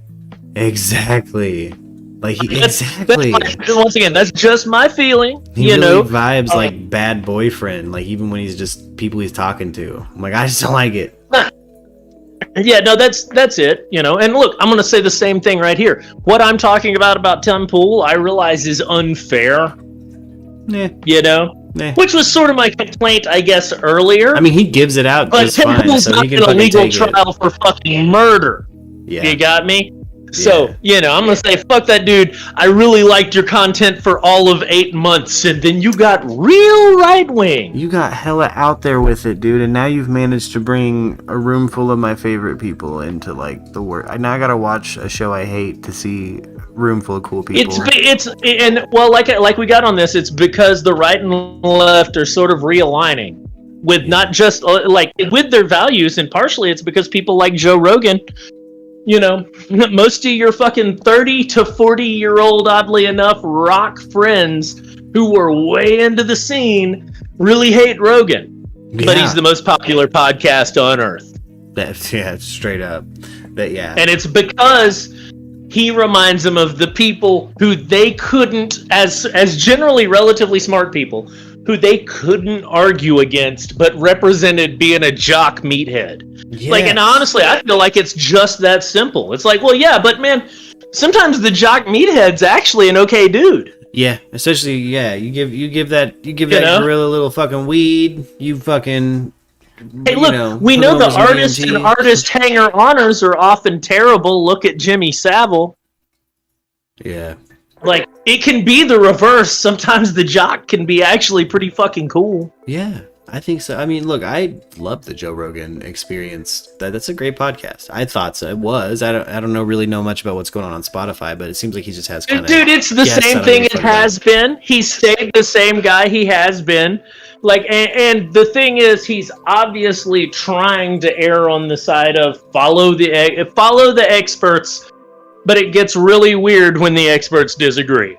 Like, and if I had to say there was a mindset behind Rogan at this point, a guy who went from being moon landing denier to being, no, I'm pretty sure we went. I mean, there's some weird arguments, that don't quite make sense, but I'm pretty sure we went. Yeah. Like, yeah, people see that as growth and the ability to change and take in new information and alter your views. Well, one would hope that since that's the basis of science, folks would like them. Yeah. And it's really weird that people get mad about the fact that he does that, or that's how it seems to me. Yeah. Well, and that's the vibe I got off of it when it was on YouTube. Again, the main reason I don't watch it now is it's Spotify exclusive, and I just don't really. Yeah. I'm not on that platform that often unless I'm like making sure my own shit is posted on there proper. So. Yeah, like Spotify feels like it got useful and then became unuseful really quick. Like it was the whole history of radio compressed in 7 years. Yeah. It really was. Yeah, exactly. Like you saw in the podcast, the bloats of sponsorships. And they got huge, they got everywhere, and now they're a fucking dinosaur. Yeah. Rich, what? No, I don't think BLM was in the wrong. No. They didn't fucking break into homes or anything. So I think it was exacerbated. Yeah, my feeling on that is, and my feeling's different than yours. I think that, look, I understand, but don't agree with. You got me? Yeah. It's like it doesn't help you to harm other people that are far closer to your class than a millionaire or billionaire. Yeah. Right? Like, and when you're burning down gas stations and shit, that's what you're doing. Well, it turned in. It's when people. I want to say the corollary is those people had a good damn reason for being out there. It's understandable their grievances weren't addressed. Yeah. And MLK's not wrong when he says a riot is the language of the unheard. Look, let's just call it a riot. That's the other thing. Let's call it what it is and admit that it happened for a reason that we should fucking address. Yeah, like I said, I'm not personally gonna go get black banned for any belief I hold, but if it was a prison riot and I was forced into a side, I'm taking their side because I believe they're right and it was a reactionary situation. Was it lawful? No. It broke in lots of situations. It broke outside of lawful, but again, for a reason. So, I would like anyone to understand that when I speak in this manner, right? Like I said, in general, I'm on the side of the BLM folks. Yeah. In specific, I'm trying to talk to you not as a propagandist, but as a tactician. Yeah. And explain why certain things will cause more cultural blowback than what you feel they may achieve. Yeah. Even if doing them feels fucking great. Yeah, but I mean, it's understandable that you'd want that release. You'd want that release because of the bullshit you've had to deal with. Like, both of those things can be true. I normally, when I get that question, my response, it's basically you're asking me, which side in a prison riot am I on, and it's definitely not on the side of the cops. You know what I mean? So because it never will. That's how I am, man. I've gone on about how the cops have been. I say the cops. Let's call the cops in quotes to mean the societal apparatus that controls us. Yeah. Aren't afraid to fucking put wires in your head just to see how shit works. Yeah. Like, so never, please never forget that I am on your side against them. Yeah. I'll always be I just want to make sure that the fight's effective. I'll always be on the side and fight for the people who are, if it's a reactionary cause. Because if I believe they're, you know what I mean? Like, it's reactionary in the way that they genuinely feel oppressed, and in that situation, I wanted to be there at those situations. But again, like my personal health and my own beliefs, I just don't go to things that could potentially get me detained in any manner. Like I'm not gonna say I don't. Like I say I won't anymore. Yeah. At the time, I didn't. Because I've demonstrated a pattern of exactly that sort of thing. But yeah, I'm not interested in that anymore. Like, guys, if nothing else, I served my time for y'all, doing my best to try and get the rights secured that I felt everyone deserved and didn't have. Yeah. I'm only a temporary creature. Yeah. I'm tired. Yeah, and I've also grew up in a place and saw a whole lot and have experienced myself, like, you know, a level of privilege and things like that, where it's like I'm going to do my best to overestimate police response, A, and B, that's part of the fucking problem that they were having. You know what I mean? Like, that's, you know, so again, like, which side am I on? Yeah. Theirs. I'm on the BLM side for sure. Like, there's no fucking question about that. If it was a prison riot and I was forced to participate, you better believe that's the side I'm fucking on. Like, I'll never. I guess I just don't want to be the general that says it's a good idea in World War I to just charge all that machine gun fire. Nobody wants to be the general of the light brigade. Nobody. Like because not because I'm worried about the sacrifice or the fact that those people who actually gave are going to make me have bad sleep.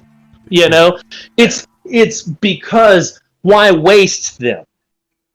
Yeah. Like, and I feel like I've never been capable of really expressing that. But like when I say things like this, please, guys, if I sound like I'm on the other side, I'm fucking not. I'm on the side of fucking human freedom in all forms, you know? Yeah, exactly. Well, that's again like outrageous us.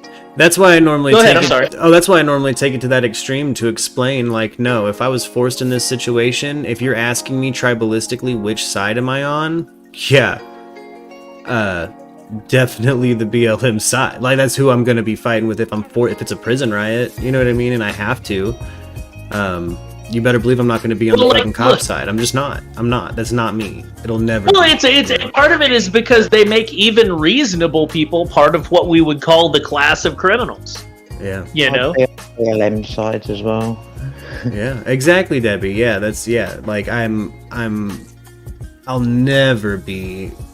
Fuck that. Like I don't.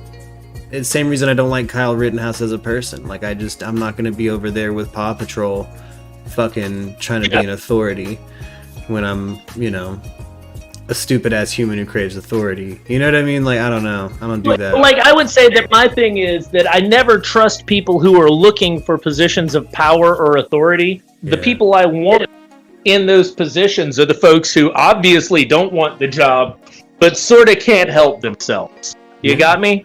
Yeah. Not the person who's super excited to have the role, but the person who's like, well, fuck, I've got to do this because if I don't, things will be bad. Yeah. That's the person I want. Yeah. And at the end of the day, I see a class line.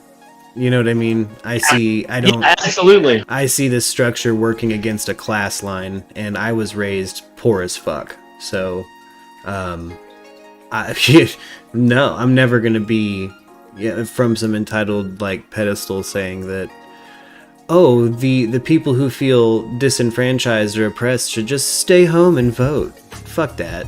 Yeah, Fuck no. that. Yeah, like, that's not what I'm saying. That's not what I'm saying. No. I know that's not a reaction. That's more of a reaction just to the chat, just to let people know where if people are asking us that to dip their toe in the water, like, you know, that's the temperature, baby. I'm not of that tribe. I'm not gonna be fighting for them. So, like.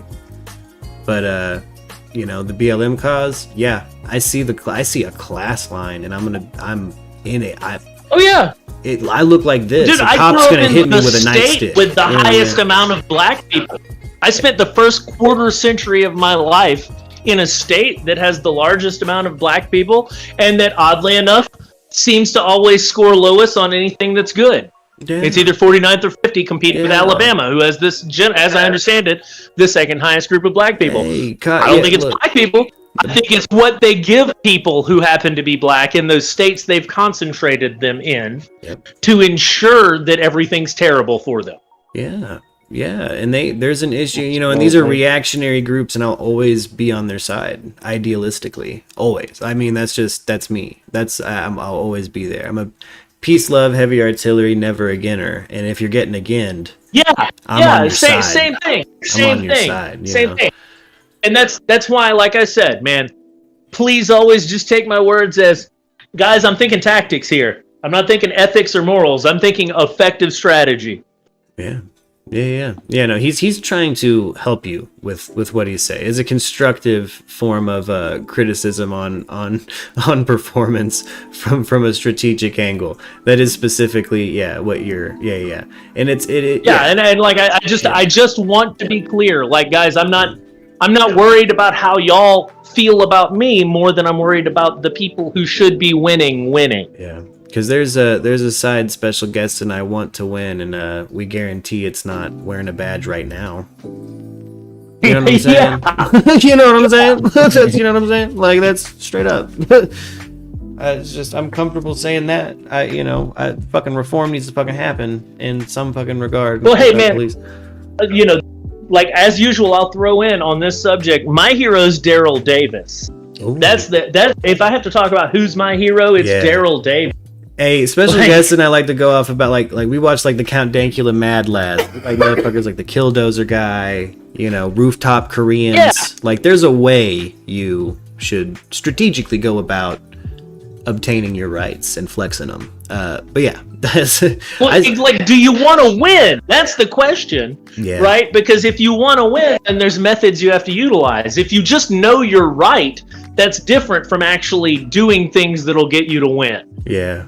Hey, we got the special guest Anarchist Cookbook coming out next fiscal quarter. We got the learn how to do this shit right.